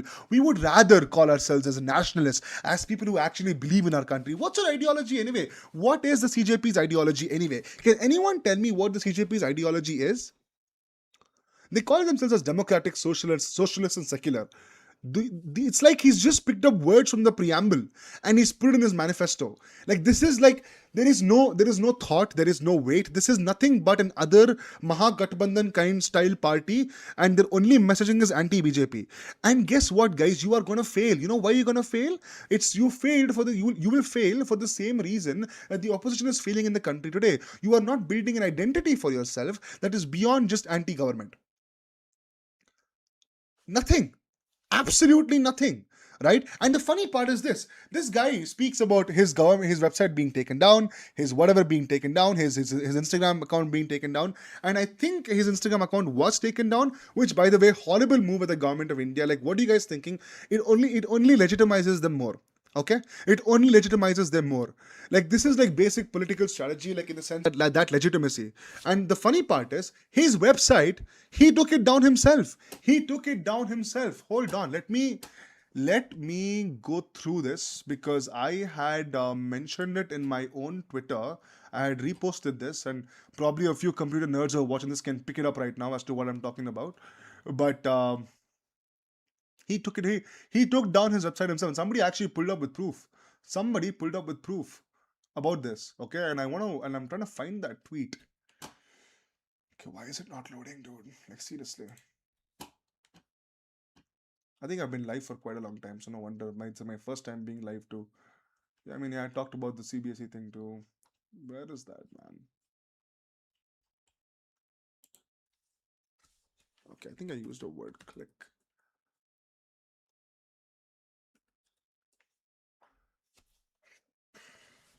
Hold on. Hold on, hold on, hold on, hold on, hold on, hold on. Yeah. So, dude, this guy literally, okay. So technical checks show that the domain is on client hold status. Public DNS resolvers like Google and Cloudflare, now website, whatever. And basically, what he's saying is that this is the proof that he's presenting. So if you're a computer nerd, you guys can understand this. What he's essentially saying is that the guy himself took down his website and then created the effect or the conspiracy that the government took down his website. And this is the proof right here. Like, this is the proof right here, right? Like, literally, these computer nerds have proven to you guys, or essentially, they're essentially producing proof that the DNS was switched off by himself. It was literally switched off by himself. Okay, and I think that it's been exposed multiple times. And if you're a young guy and you are like, oh, like, oh, I love the Cockroach Janata Party, and and you believe that they are this completely independent, this completely independent. And if you're a young guy and you believe that the Cockroach Janata Party has your best aspirations in your mind, let me ask you a simple question: what is the ideology of the Cockroach Janata Party? What? It's nothing. It's literally nothing. They have no ideology apart from, oh, we are just anti-government, right? Like, there is no other ideology that these guys have, and they're trying to fool you guys, and they're essentially nothing but an other AAP funded operation. And I think that once you guys understand that, once you guys realize that what's happening here is a major psyop. It's actually, it looks very suspicious. It looks suspicious from the outset when you have the founder lying. In the name itself is a lie. The name itself is a misunderstanding of a quote. It's a lie. It's a lie. It's not a misunderstanding. I'm sorry, that's not the right word. It's not a misunderstanding. It's a lie. It's a straight up lie, and they're lying to you guys. And if you're a young person, seriously, you guys need to read more. You guys need to understand how politics works more. This CJP is an abstraction. It's an abstraction of a party. It's never going to face success because its outreach is limited to very specific kind of people, and not everybody are cockroaches, dude. You see, you might say, oh, well, they have 22 million followers on Instagram. How can you underestimate them? My friend, it doesn't matter. You know why it doesn't matter? It doesn't matter because people on Instagram follow accounts for the heck of it, not because they're loyal supporters. Do you think that they have 22.3 million loyal supporters? Do you think Prakhar Gupta, who follows who follows Cockroach Janata Party, is loyal for the CJP? No, it's not. It's not. It's an Instagram trend. People were interested. People were curious. There was news articles about it, right? Which is why if you just astroturf the entire platform initially, it doesn't matter because it already creates a legitimacy in people's head, right? So it doesn't matter. They just followed it for the heck of it. Probably I'll follow it too for the heck of it, but that's not the point. The point is that you need people who are well read, and you need people who actually have a certain idea as to what they want to do with these problems, right? Just coming out here and saying that, oh, well, we're anti BJP, but if you're an opposition leader, you can welcome. And Mahua Moitra, so welcome to the party. I'm gonna hug you. Welcome to the party. Like, seriously, dude. Like, do they think that we're stupid? Like, do they think that we're stupid? In the name of being a representative of the Gen Z party, these guys are fooling us. Straight up, left, right, center, they're fooling us. And there are people who are falling for it. That's the sad part. And that's why a channel like this exists, is to reground young people into the ideals of nationalism, into the ideals of what built our country, not into this fad. It's a fad. That's what it is. Anyway, that's my rant. Let's go check out let's go check out the chats. Okay.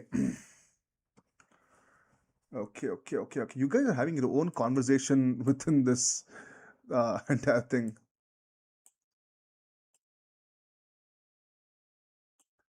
Oh, you know what? Okay, so let me give you a bit of tea on this, right? Let me share my screen because I want you guys to see the comment I'm seeing in live. So okay, so I want you guys to just read this line. I like how after a while the CJP started getting called out by Congress people because they realized BJP voters aren't jumping ship and Congress is losing votes. That's the funny part. That's the funny part. you will realize that the entire CJP movement is an AAP funded movement and not a Congress funded movement, because I don't think the Congress is as smart as the AAP to do something like this. Because let's be honest, it's a bit smart. It's a bit smart, but it's a fad. But it's a bit smart though. And dude, literally, the thing is, the thing is, I don't think they were allowed. I don't think they were too keen on letting Congress funded influencers. I don't want to take names, no names, but okay, hold on. Yeah, as I said, the funny thing is, they were literally, they were literally like many Congress funded influencers who were super pissed at this, and that they were not being let into the entire CJP ecosystem. You had only very specific people, like I think it was Arpit Sharma was one of them, was let into the system, and then you had a few others whom I don't want to take names, but they were not let into the system. And if you guys are smart enough, you'll figure out who I'm talking about. And they were not let into the entire, system of the CJP, and they were pissed, Jared, dude. They were pissed, man. It was crazy. And I remember I saw a bunch of these Congress funded influencers from Maharashtra specifically. They were going at it, dude. They were going at it. They didn't like it at all about that the CJP was doing this, and they're realizing that the votes which are going to be taken away are the Congress's votes, not the AAP's votes, dude. Like, that's the funny part. Uh, you guys are having your own discussion here about GDP per capita. I'm not going to get into this, dude. I'm not. I'm sorry. Congress Janata Party is something similar to all the regional parties, and AAP is nothing but an opportunist party with no ideology. Dude, at least the regionalist parties have an ideology despite how wild they are. I mean, like, if you look at the DMK, as much as I don't agree with them, they at least have an ideology that they operate on. What is this? What is the ideology? What is the ideology of the CJP? Nothing. It's literally nothing. It's like, it's a trend. It's literally an Instagram trend. It's nothing. They had a real potential. Like, if they actually, like, sat down and thought about everything, it could have been something, but it's just not. Social media is a digital town square where the national discourse takes place. Right now, our national discourse is at the mercy of US tech organizations. uh, our sovereign We are not sovereign like China and Russia. Fair. Fair. uh 100% fair. I agree with this, but dude, we haven't, as I said, we haven't built that ecosystem in our country. We haven't built that ecosystem in our country, and it was the responsibility of the government, which has been in power for 15 years, to build that ecosystem, and they haven't done it. Your problem with Modi is that he's not right. Your problem with Modi is that he's right wing. My problem with Modi is that he's not right wing enough. Big difference. Coming from a data background, it is concerning that people are filling out Google Sheets of petition signatures. Dude, yeah, dude. I mean, at this point, if you filled that petition signature, you deserve it, dude. I'm just gonna say it. I'm just gonna say it. If you took your time out of your day to fill that petition signature, you deserve it. You deserve to have your data stolen at this point. It's literally that simple. You voluntarily gave all the information about yourself to a random trend, which is not even a party, it's just a trend started in the United States. And and you're expecting, like, oh, data privacy, data security. Dude, like, shut up, dude. Like, you don't care. Like, you don't know. Okay? Dude, I'm not gonna get into this whole conversation. I'm sorry. I'm like, also, Sweden and France are taxation free, blah blah. Is there any positive outcome because of the CJP? Nothing. There's nothing. What is the because let's think critically, right? What is the positive outcome of the CJP? Absolutely nothing. Sarthak Siddhant did not use any CJP ecosystem to write that brilliant article that he did. He did it by himself. The CJP was completely silent on this. They in fact jumped on the trend later on. So, like, what if they really have nothing? What do you think we could do for a proper opposition? I think that's a major cause of concern right now. Dude, let me tell you this. The future of Indian politics is Hindutva. Okay? And I'm sorry to burst your little bubble, but that's the reality of it. The debate between the right and the left in India is dead. It's over. The communists are finished. The Marxists are finished in our country, dude. And if you're a Naxalite, you're already 6 feet underneath the ground. So there is no debate between the right and the left. The only debate in India that's going to happen from now on is between the right and the right, which is beyond this current right wing. It's going to happen within the framework of Hindutva. If a state like Bengal could be saved from the clutches of a demonic organization like the TMC. Trust me, I'm telling you, Hindutva is here to stay. It is the new normal. Hindutva is the new normal. Any discussion or any political opposition must arise from it and not outside of it. It's not going to happen. The Congress ideology is dead in our country. Hindus have become politically awakened to an extent where we are looking for more radical action rather than less. I'm sorry, but that's the truth. The younger supporters of the BJP are looking for more radical action. We are saying, listen, you guys are not doing enough. We want more. We want more. We want more things in the right direction, right? And that's why this entire debate of right versus left in India is dead. It's done. It's over. It's done. The communists are finished. The Congress party is all but finished. If an opposition needs to arise, it needs to come from within the Hindutva fold itself. That is the only opposition that you can give to the BJP right now. Otherwise, they're untouchable, dude. Like, I'm sorry, but that's the reality of it. And I think that the more sooner that the opposition parties realize that you cannot play the victimhood complex on Hindus anymore, it's better for them. It's better for them.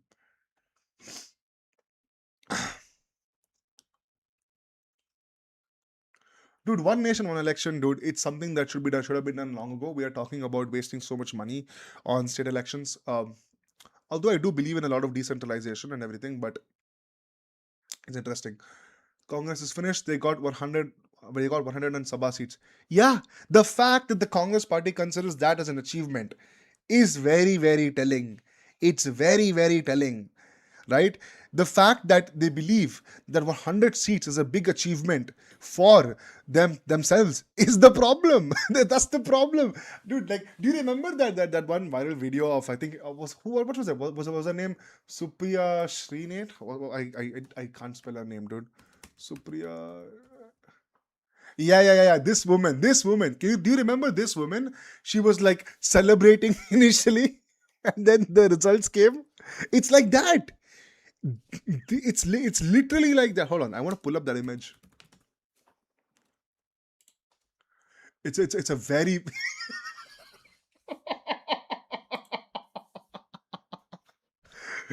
dude, dude. Hold on, dude. It's crazy. It's crazy. Okay.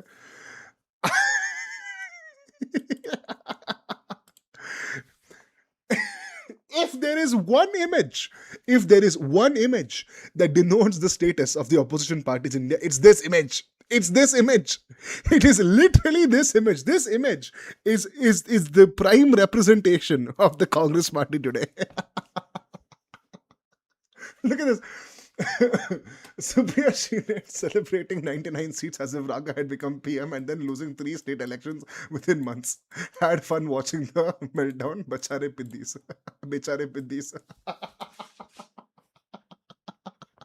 Dude, I'm sorry, dude. This is so funny.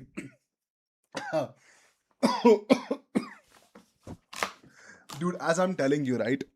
This image is the representation of the state of the Congress party right now, celebrating for 3 wins, right? I mean, good for them. They won Congress, right? I mean, they won Kerala, but let's be honest, dude. Kerala the choice was either between CPIM or Congress, and people are fed up of Pinarayi Vijayan, man. I mean, like, no wonder, right? The policies, like the policies that Kerala took in the last 5 years, because you look at their immigration rates, look at their productivity as a state, look at their deficits. We're talking about a state that's going to go bankrupt, and they're deindustrializing Kerala as we speak. So no wonder the Congress came into power, and again, a lot of other political reasons. But my point is that the fact that they take pride in winning 100 seats. And dude, they were the grand old party of India. They still are the grand old party of India, right? We are talking about the oldest party in India, and it's a shame. I mean, it's a shame to see how far they have fallen. And yeah, I guess that's about it.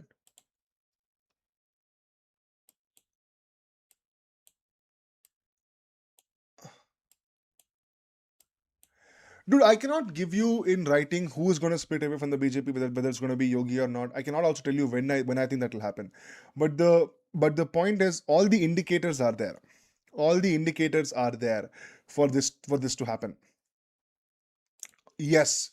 So again, let me be very clear, and it's getting a little late, and it's already about to And I'm going to end the stream very soon, but I want to have my closing note on this particular topic, and that is India needs an actual intellectual right wing party to tackle the BJP.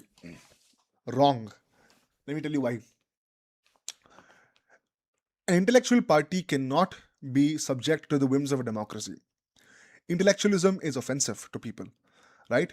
Intellectual pursuits, intellectual conversations are offensive to people because it delves with a lot of hypotheticals. It delves with a lot of things that you cannot say in a democracy if you want to win. If you want to win votes, what you need is just an intellectual right wing.